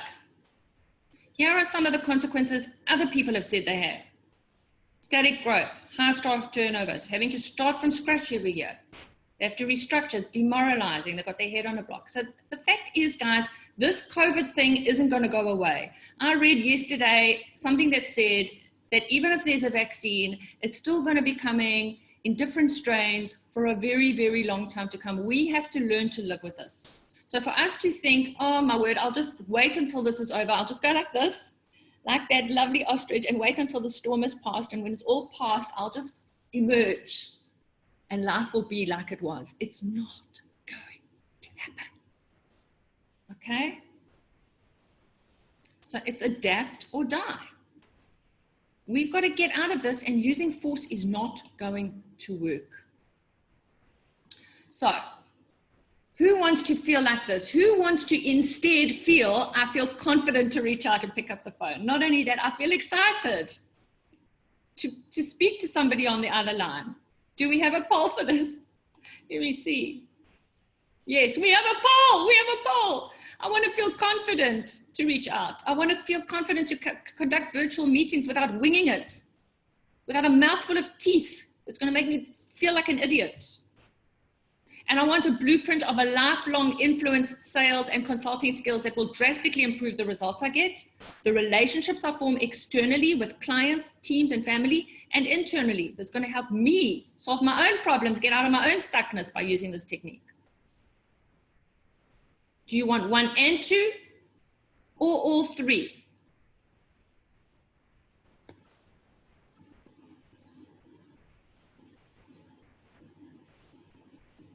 Okay. I'm going to count 5, 4, 3, 2, 1. So I thought nobody was answering, but I'm seeing here. 72% of you are saying you want all 3. You want to feel confident to reach out. You want to feel confident to conduct virtual meetings without sounding like an idiot. And you want the blueprint of how to actually get and solve problems for yourself, for your clients, for your family, and lead teams, because this is the same when you're trying to influence within a company as well. 72%, wow, that's huge. Okay, so I want you to write in your book now, what benefit would it give you to feel more empowered, in control? What would that be worth to you if you could feel more in control of your own destiny? More certainty. Have less of these icky feelings of desperation, humiliation. Bleh. What if you could provide your team with job security, financial success, a way out of stuckness? All of these, what benefit would it give you? Okay. I hope we're not getting death by poll. We're getting invaded by Poland here. All these polls. Okay, 78% are saying all of these. You're wanting these benefits. I think they're pretty universal benefits, right? Okay, so how do we do it? This is the most important thing. How do we do it? The critical question is there a technique or system or formula that's going to boost your confidence, in spite of the fact that there's bad news out there? Because that's not going away. That's outside your control. Nothing you can do about it. That's going to reach the right people directly, so the decision makers, and quickly. That's going to move them to make a decision without you yourself being pushy or begging, but being able to meet them on an equal level. You're an equal. You're not better than them and you're not worse than them. You're equal. How do you do that? Is there a way that you can demonstrate your value, because they're not going to buy unless you can demonstrate value, and really show them real value, and that they can trust you, that you have the ability to remove their emotional pain as well as their rational pain, as well as their business pain. Okay, so I've developed this program and I've called it Getting to Yes, Please, which is getting the client to actually say, yes, please come and help me. I want to work with you. And it's based on solution selling, and it can be done virtually. So there's no reason why this isn't going to work. In fact, it can work much better on Zoom, because you can have this personal one-on-one. There's not people walking in. There's not all this waste of time getting in the car, driving there, spilling your coffee. It's just you and that person on the phone. And when they say to you, yes, I want a meeting, you've got their attention. You can have these wonderful calls and really connect with them. And I've done it with huge clients now. And it's really, really worked well. And I'm not a tech guru. I promise you, ask Saj, I'm petrified of tech. But you know what? I'm not going to let that get me down. And I'm not going to let that stop me from going out and helping other people. So imagine you could have this personal freedom and be authentic. You were excited to pick up the phone. Clients asked you to help them. You were able to navigate that success, avoid stuckness. And if you got stuck again, which you will, you knew how to get out of it. You had a tool that would help you to get out of it. And other tools, emotional tools that could help you to get out of it. And, you know, form new neural pathways in your head. And you didn't have to worry about living from paycheck to paycheck. And I call it celibate because I say, I'm celibate. I celibate here and I celibate there. It's not good. Crumbs. We don't want crumbs. We want to work so that we develop this cake, right? So you're developing something solid, not scrambling for business. Now you might be thinking, I've got no experience or I'm too old, okay? Remember what that woman said to me, it doesn't matter, whilst you're still alive, you can change anything. You can wipe your slate clean. You can learn anything. Your mind is still working. It's functioning. As long as it's not too full. You know, there's that story of the Indian sage who's trying to teach somebody and the person keeps arguing and he goes, you know what? He says, it's like this teacup, and he fills the teacup and the tea goes everywhere and he goes, what do you mean? Why is this tea got? He says, I can't teach you anything because you're too full of yourself. So if we're so full of our own ideas and we cannot learn, then we cannot learn. But if you can be open-minded and you can go, you know what? Maybe I've learned something. Maybe I know a huge amount, but maybe there's something else I can learn here. Then you can learn. It doesn't matter how old you are. I promise you. My mother even learned how to get onto here, how to get herself onto Zoom. And my mother's 82 and has always been petrified of this stuff, okay? Aren't sales skills something you're born with and should just know? Well, yes, some people are. Some very lucky people are just born with it. Like those people that never got an education and became a gazillionaire and they never worked a day in their life and they put their feet up and it all just came to them because they just thought positively.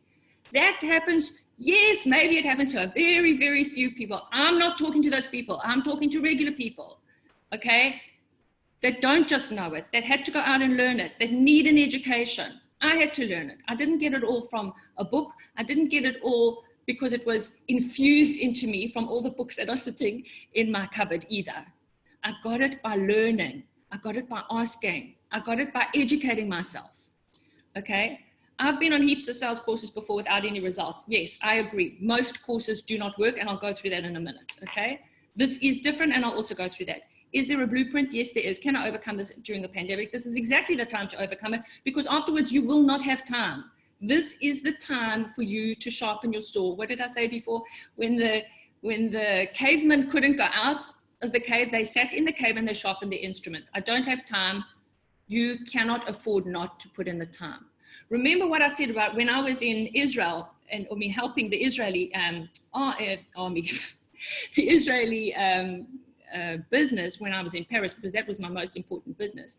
Putting in that time first, yes, it took a little bit of time. Maybe it took 6 weeks, but then I pressed that button and it was boom, boom, boom, boom, boom, 22 new products. I didn't have to think, oh, what am I going to do today? Forward, back, all that energy. No, boom, boom, boom. You'll do everything in twice the speed, I promise you. Okay, so who's this training for? So it's for anyone who's in a business, anyone who's wanting to start a business and needs to raise funding, anyone in the service industry, or anyone who has to lead teams through change and has to influence people by helping co-create solutions rather than telling people what to do, because force does not work. But you also have to be serious about achieving success, achieving growth and change, and you're prepared to go through some discomfort. You don't want to stay stuck. You're prepared to take action and you're prepared to invest in yourself. Now, a lot of us want all of this, but we're not prepared to pay the price. In other words, we're not prepared to invest. We're not prepared to put the time in. We're not prepared to take it seriously. We say we want it, but we don't really want it, because if we really wanted it, we would do it. If we really wanted it, we would do it. So, you know, everything happens for a reason. You're here today for a reason. You've been proactive. You've put yourself there. It means it's telling me you want change. in order to get it, you've actually got to take the action. It's like that story of the guy in the flood. And he says, I was waiting for God to come and save me, and God didn't come and save me. And, you know, when he gets up to the pearly gates and God says, what do you mean? He says, I sent you a helicopter. I sent you a boat. And you kept sitting there saying, I'm waiting for God. These were my signs. This is a sign. This is your opportunity. Who is it not for? You know, there's some people that don't want to change, okay? They say the discomfort of changing just seems so great. And so they say, like, it's fine. I'll just put up with how things are the way now, and I'll just stay small, and I'll get to the end of my life, and I'll just pop off without much of a noise. And there's been times that I've thought that too. I'll just stay here until it all goes away. And then something goes, it's like, they call it the dolphin cry. I'm not going to let you do that. I'm not going to let you go through your life wasting it. I'm not going to let you get to your deathbed at 99 and go, you know, I could have done all those things. I had all that potential in me and I didn't use it. I had the ability to help so many people and I was too afraid to go out there and do that. Don't let that be you. People that think that things are just going to snap back like they were, people who already know it, they're already acing it, they've got nothing to learn. And we saw from that poll, there are very few of you that feel that way. Or people that feel BBB, you know, bullshit baffles brains, they're going to be able to get through the same way they did before, sell a bit here, sell a bit there, hustle a bit here, hustle a bit there. People won't know the difference, okay? People have wised up.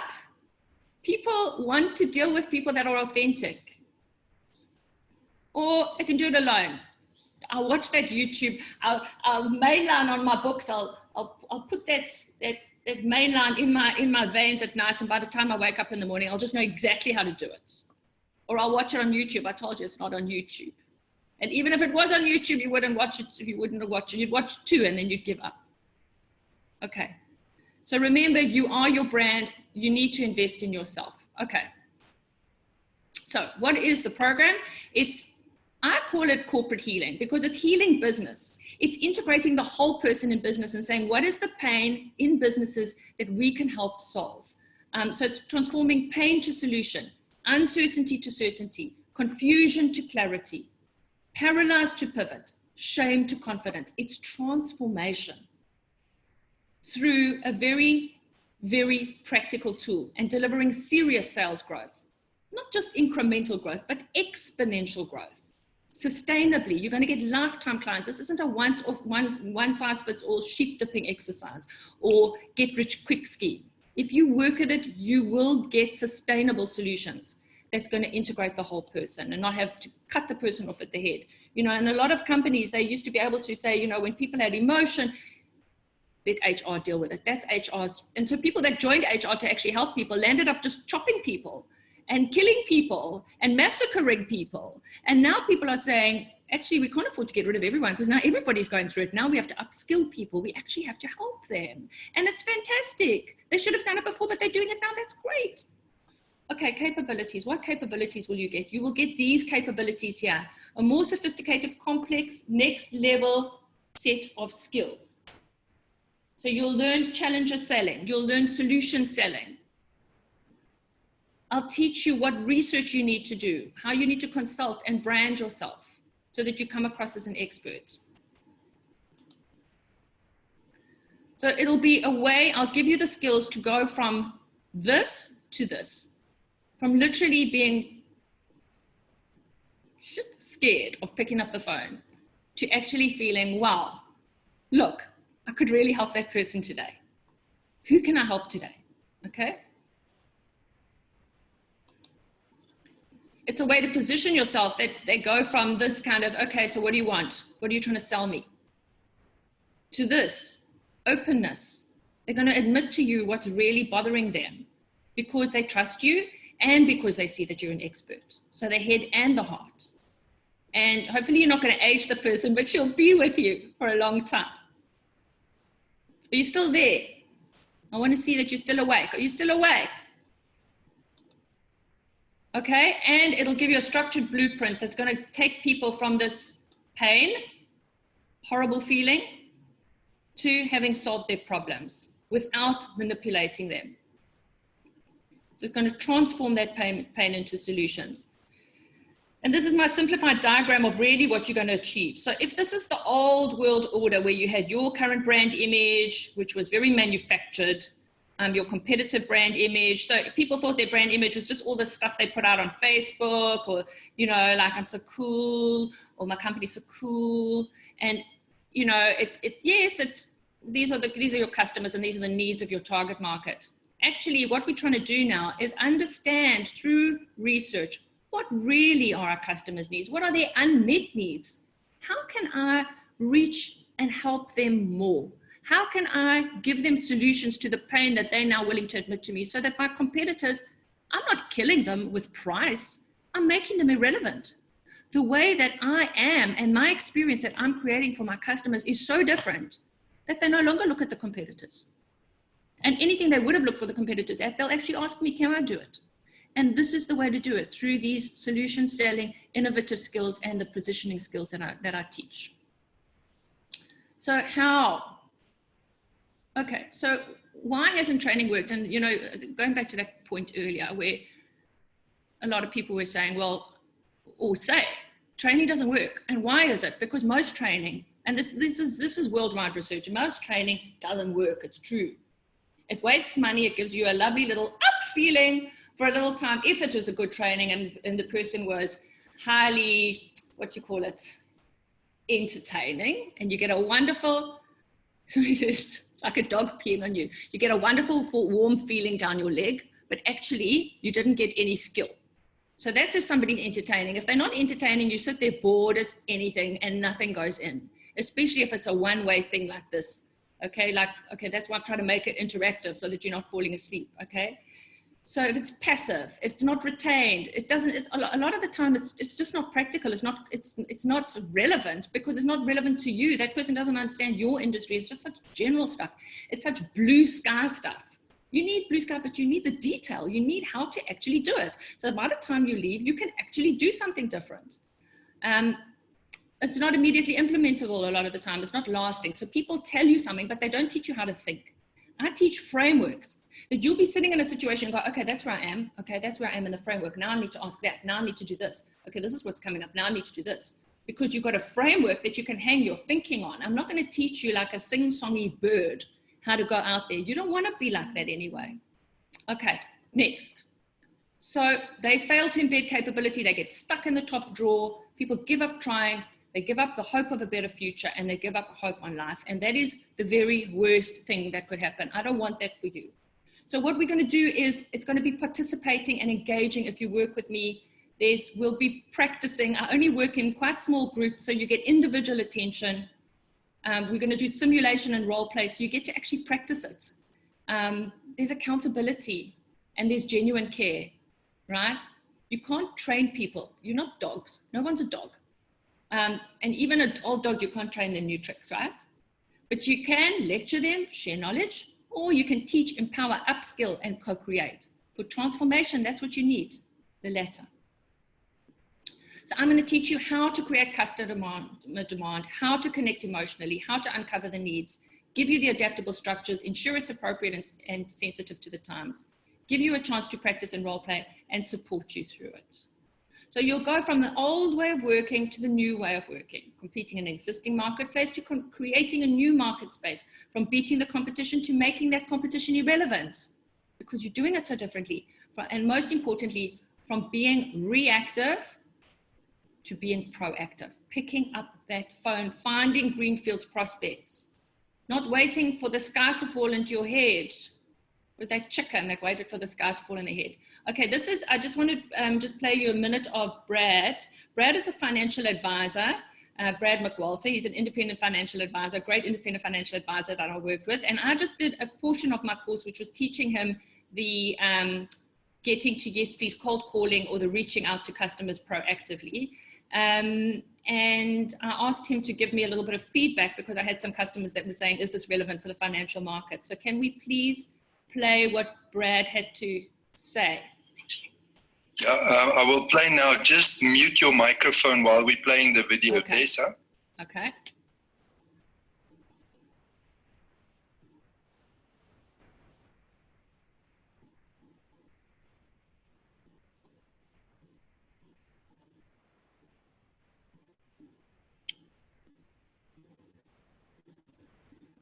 So Brad, thanks for having a chat with me. I just wanted to ask you, because you're a financial planner, right? And one of my clients wants to know whether the program is suitable for financial planners and how you found it, because you've done the Getting to Yes Please cold calling workshop. So if you could just share what you got out of it and how it might be different from other sales training courses. Cool. I've done in the past.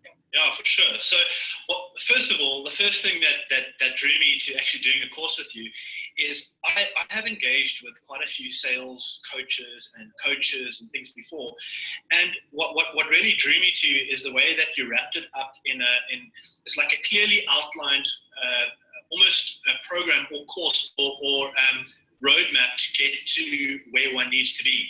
So you're not, faffing around or fraying around the edges. It's a clear-cut path in order to get very specific objectives. So I think that there's a lot of noise around, especially in my industry, about what needs to be done. Yeah. In order you make a phone call and it's like, all right, well, now what? And there's so many things coming at you from so many angles.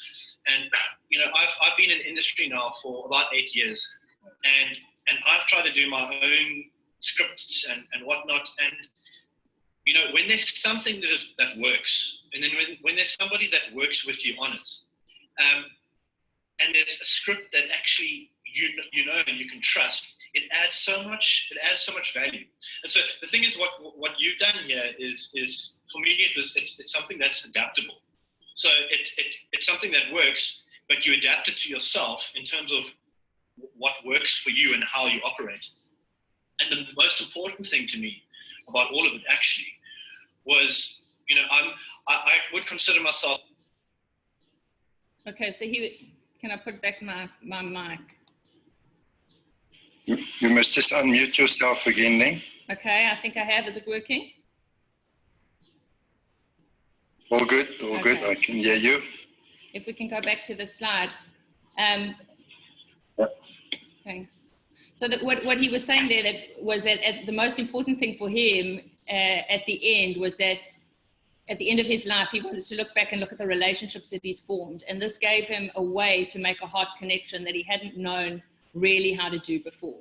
It was an actual method, an actual formula to make that when you don't know intuitively how to do that.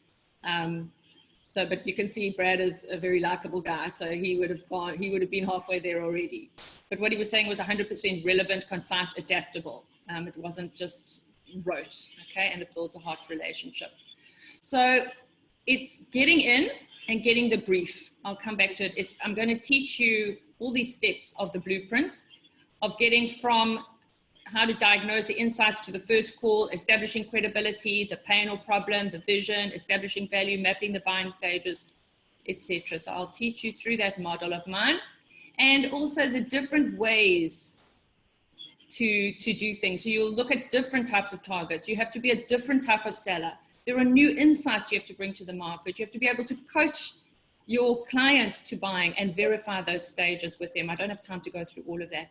But basically, this course takes you through each of these elements or areas of this change curve to help your client out the other side, and it'll help you too. So it is the alignment with the client, and I'm going to go through the alignment with you to understand your issues right in the beginning in more depth, that you will get your own roadmap coming out of this. I will teach you how to get past the gatekeeper and how to get to the person who is the real decision maker, so that they can say, yes, please, I want a meeting. I'll teach you how to position yourself as an expert. So you're not begging for business, but you're also not bragging and saying how marvelous you are. But you let your work speak for you, and you let the way you are speak for you.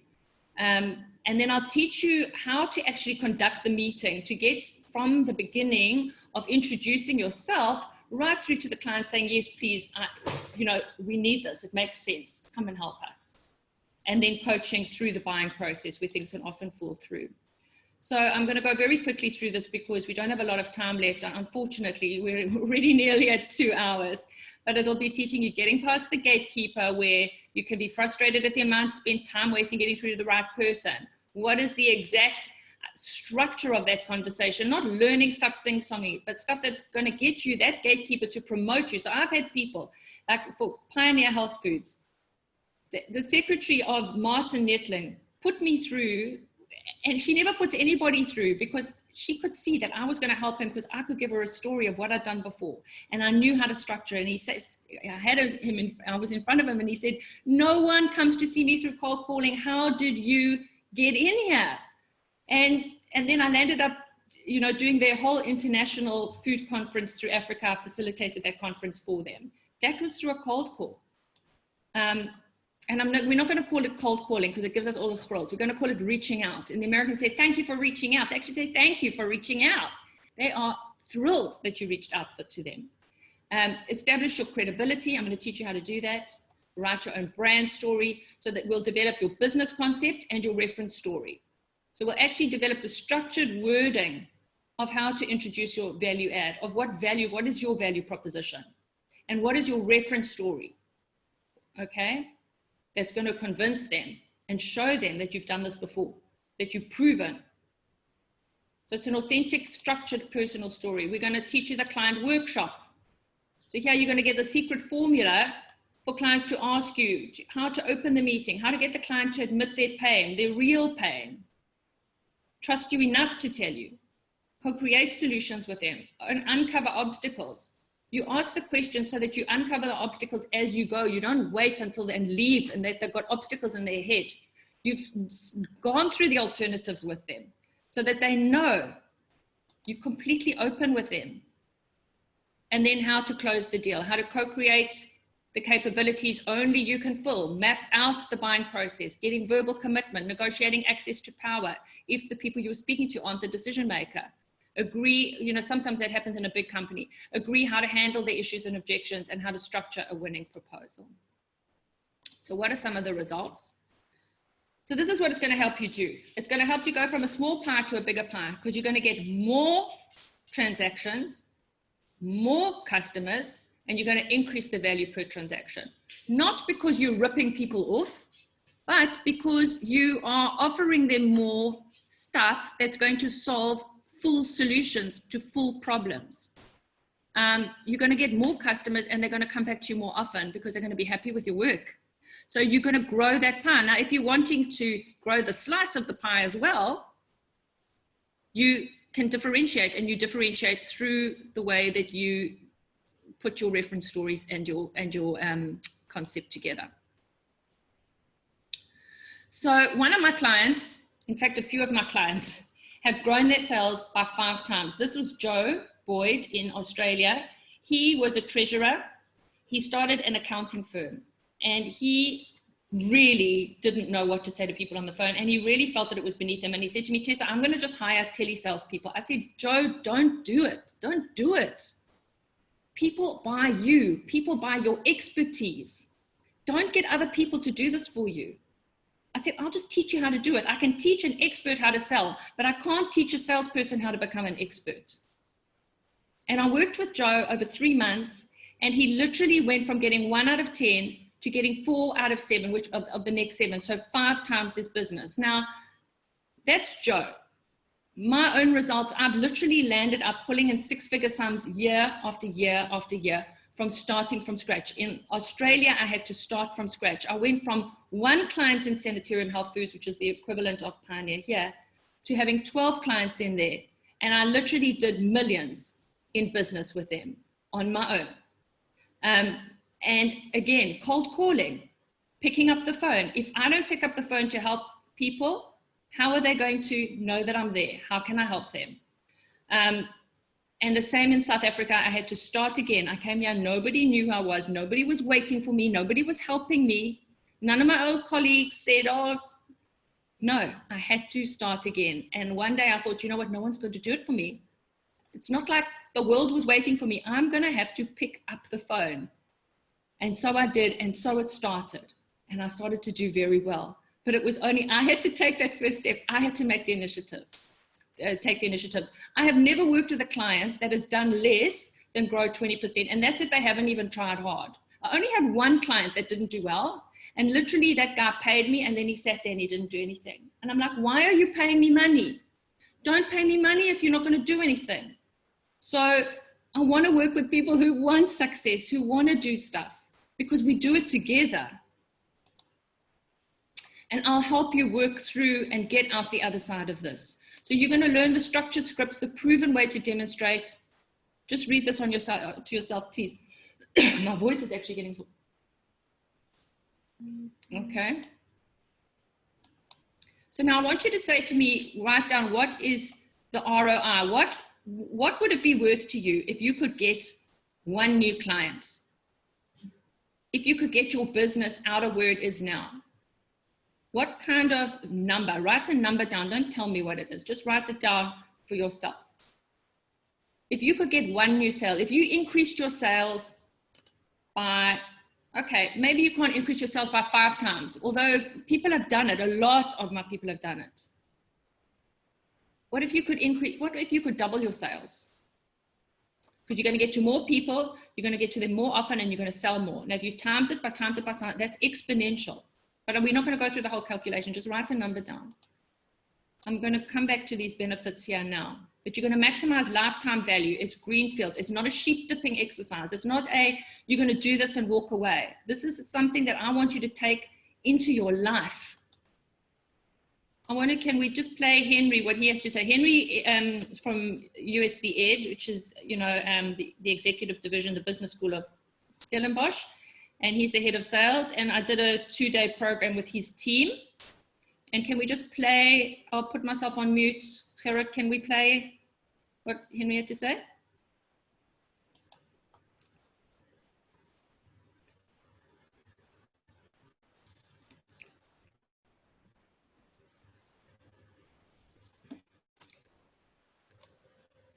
Oh, it's not working.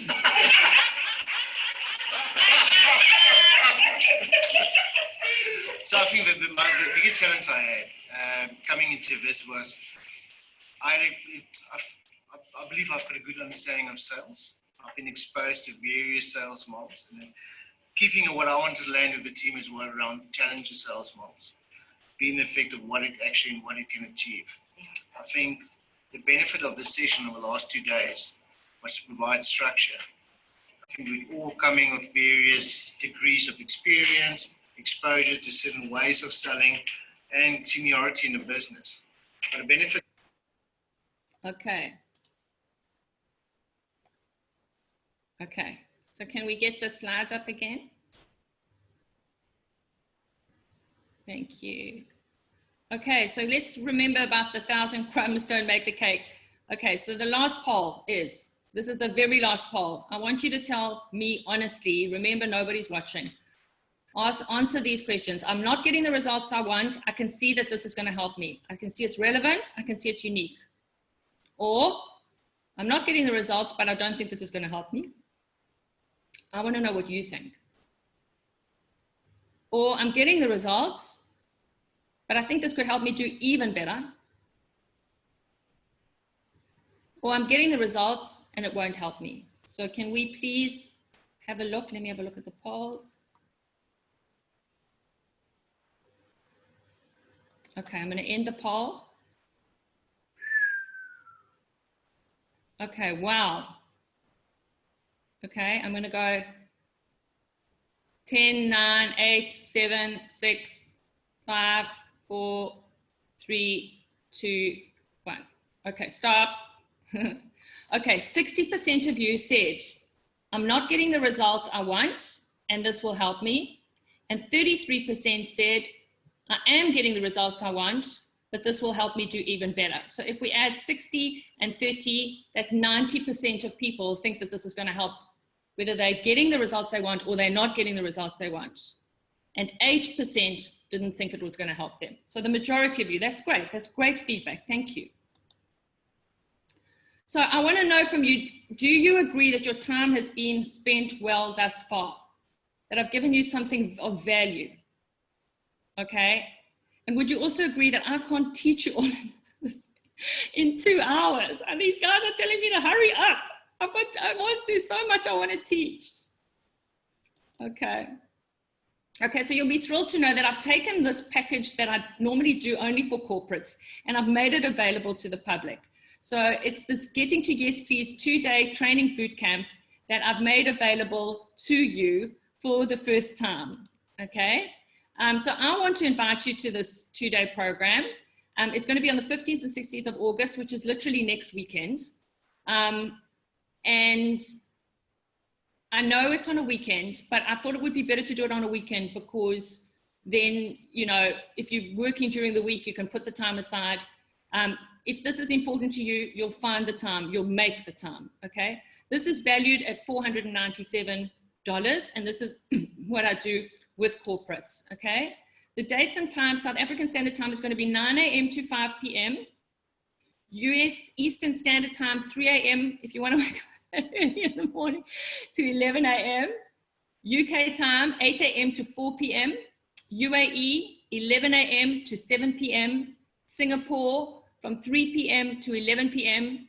Sydney, from 5 p.m. to 1 a.m. So that's a late night shift. And of course, India, I remember, was at a half an hour in between somewhere. So we'll have to send India your times because I know there's some people watching from India. So that's valued at $497. So here's what you'll get. You're going to get for this the Getting to Yes Please program, which is the 2-day boot camp where I will teach you all of these skills and I will share with you my learnings and work with you personally, okay? It's not a video, we're working together. We're going to be working in rooms, we're going to be role playing, we're going to be practicing. It's exclusive. I'm not making this available to hundreds of people. It's really only the first few people that go in because I want this to work. I really want this to work.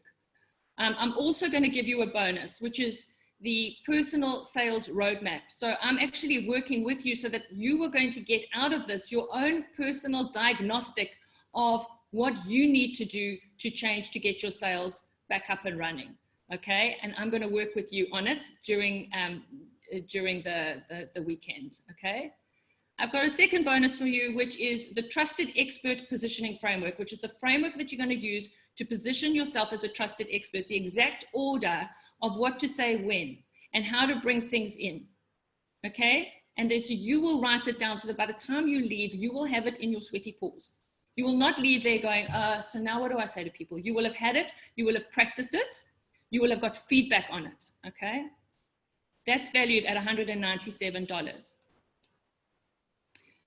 Third bonus, I'm going to give you the Getting Past the Gatekeeper playbook, exactly what to say when you get on the phone with somebody that goes, sorry, so-and-so's in a meeting. So that you can get that person to go, actually, they're going to be back in 5 minutes. Phone then. I'm going to phone you. I'll phone you when he gets back in his office. That's what people do with me, okay? That is valued at $147. And I'm telling you, it's valued at a lot more than that because it's going to unlock at least 5 or 10 times more people that you can get through to. It's up to you how many people that you call. I wouldn't call millions of people because you want to do it properly. Bonus number 4 is Getting to Yes Please the meeting. So getting the person, the decision maker on the phone to say, yes, I want a meeting with you. I'll come to the meeting. And that's valued at $97. And the 5th bonus is Getting to Yes Please the deal, which is how to work through with the client from their pain to their solution. So they say, yes, this is going to help me. And you've shown them, you're not BSing them. They can see and they say, yes, I want to do this. I've decided, I know that you're going to help me. They've seen it. You've shown them, right? So here's what you're getting. You're going to get the Getting to Yes Please 2-day boot camp valued at $490. So this is actual prices that I charge corporates. I didn't make it up, I promise. Personal sales roadmap, $247 if you just did that. A Trusted Expert Positioning Framework at $197. The Getting Past the Gatekeeper playbook, which is getting to the right person. How to get the meeting for them to ask you for a meeting. How to get the deal by getting them to say, yes, please come and help us. How to get that commitment. The value of that is $1,282. Okay, I want you to just have a listen. You can't have a listen to Nadia because she speaks too quietly, but I took some of the things out that she said from her video. So just imagine that it got you like one more sale. This is what it gave Nadia because she'd been working and looking for a big client. It was a big liquor company. She's got an innovation agency. And she was looking for a big liquor company. She'd been kind of speaking to them for over a year, but never getting in at the right level because she was talking to brand managers and really she needed to go in at the top. And she said, yeah, and I've just taken the verbatims from, but it's on my website if you want to listen to it. She said, I've got a huge client that I've been trying to work on for a year. I left the meeting with a strong plan. It gave me the confidence and insight in terms of what not to do. It gave me the perfect structure to address any challenge. I was better prepared. I realized what I've been doing wrong for the last 20 years. And every time I look back on why I didn't get a deal, I can see, oh, I left that out. I left that out. It's changed the way I think. It's changed the way I speak in meetings. And it's given me the confidence to go to the top, to director level, CEOs, VPs. I'm equipped now. I know how they think and I know how to talk to them. Okay, that is huge. She was always going in at the bottom and hoping they would kick her up and they didn't. So with this, if this was all this did was bring in one new lifetime client, would it be worth this money to you? Would it be worth 1282? On the other hand, if all it did was kickstart your business in the right way, would it be worth 1282? And thirdly, if all this did was allow you to beat the effects of a failing economy and turn these things around and get back to where you were before, would it be worth that? Write it down for yourself. You don't have to tell me. Okay. So what I'm doing today for this webinar, and again, I promise you I'm not making this up. I know it might seem like it, but I promise I'm not, is that I'm not going to charge you that. And the reason is because I really feel that times right now are tough for people. Public cannot afford what big companies can afford. You don't necessarily make the same profits that big companies make. And what the whole COVID thing has done is start to make education more accessible to people and help people be able to get education that they wouldn't have been able to do, or meet people they wouldn't have been able to meet. Like I wouldn't have been on here before COVID. I would only ever carried on going into big companies. So now I'm able to go direct to people, okay? So I'm gonna offer this whole thing to you for only $247. Okay, can you please go into right now, because it's only for the people who are right now, because I don't wanna have big groups because I won't do a good job. So rsesales.com/TP. T for Tessa, P for Plen. rsesales.com/TP.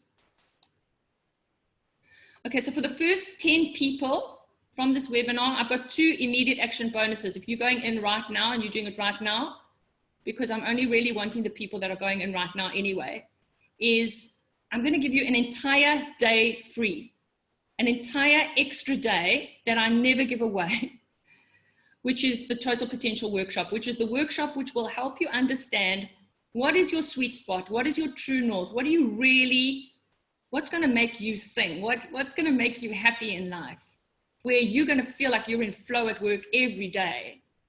And how are you going to get there? And what are the tools that you need to change from changing your thinking that's going down this pathway to another way? And what are some tools that I can give you that you can go and practice every single day? And that's what I'm going to be doing in that workshop. And that workshop itself is valued at $497, and I'm going to give that to you for free. I'm adding it in for free for the first 10 people. So go in and see if you get it. If you don't get it, you don't get it. But that's why you've got to try and get in now while you can. And then I'm also going to offer a free one-on-one private coaching session with me. So there'll at least be an hour with me working only with you. And that's valued at $197. Again, that's added in. You won't pay any extra for the first 10 people.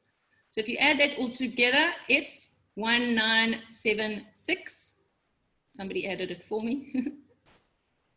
All right, so you're getting the program, the roadmap, the expert positioning framework, the gatekeeper playbook, how to get the meeting, how to get the deal in the meeting, plus an extra workshop, which we'll be doing probably in September, and a 1-hour coaching session for the first, that's the last, just for the first 10 people. Okay, so it's basically 85% off for this webinar. So that really, it really is huge. I'm not going to get rich in a hurry, okay? So it's getting to yes, please. 2-day training. Again, this is when it is, 15th and 16th of August, so next weekend. 9 to 5. You can have a look there. And it's rscsales.com/TP. So when you go on there, a screen was going to come up like this. You can either put in your credit card or you can go on PayPal. But I think PayPal also takes credit cards, if I'm not mistaken. So go on there now.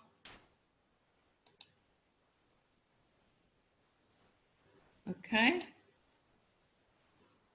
And don't forget, don't worry, I haven't forgotten the free gift. So there'll also be, for the person who stayed at the end and asks for it, I know they're going to help in the office to choose the person who gets the one-on-one coaching session with me. So I'm going to leave that up now.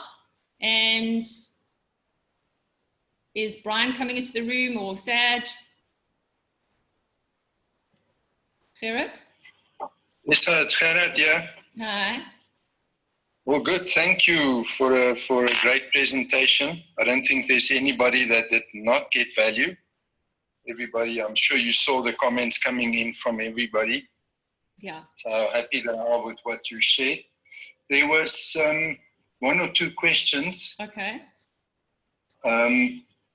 There was one person asking how well will this work in multi-level marketing, you know, salespeople doing that. Mm-hmm. Maybe you can cover that off. Mm-hmm. Oh, I see Saj is with us as well. Mm-hmm. But yes, Saj used your picture to come into the room. So let me just answer quickly the question on multi-level marketing. It's the same, you know, people have pain and needs that your products and services can help. And if you can help understand what they are and help work them through that, then you're going to be able to connect with them. So there's no reason it shouldn't be able to work with somebody for multi-level marketing. You still need to influence, and you need to be able to influence your team, because you've got people that are working with you, and you can't tell them what to do. They have to be inspired, and it's got to be personally relevant and meaningful for them. So you can use these tools to help them find direction as well. Saj? Are there any other questions? I think Saj is frozen. Saj, if you can hear us, maybe just refresh yourself, come back in. I think, yeah, because I saw his video was stuck. Give me a sec. Okay. I just want to quickly... I'm here. Okay. Oh, you're back. Yeah, no, I'm up. Like I said, apologies, I'm having trouble with my internet. All right, cool. So we've gone just over 2 hours here. Now, Tessa, with the stuff that you're doing on this 2-day workshop, you know, we've got people who are in a position where they have gone back to work. Yeah. And because things are so tough, whether they're working for a company or whether they're working for themselves, that if they're in sales at the moment, that it's going to get a lot more competitive. Yeah. Because of the way that the world is going back into it, that it's going to be that the people who are going to bring in the most amount of sales, not even just for the company, they're going to be the ones who actually stick it out. They're going to be the ones who are going to ride through this wave and get to the other side. Yeah. Well, what advice would you give to somebody who is in sales right now? Well, I think just what I said in the beginning is that the only way to really succeed now is to be able to know how to create an experience and reach out in an appropriate way with people, that they don't feel that you're trying to push something on them so that you're just trying to make a sale, but they really can see that you authentically want to help them and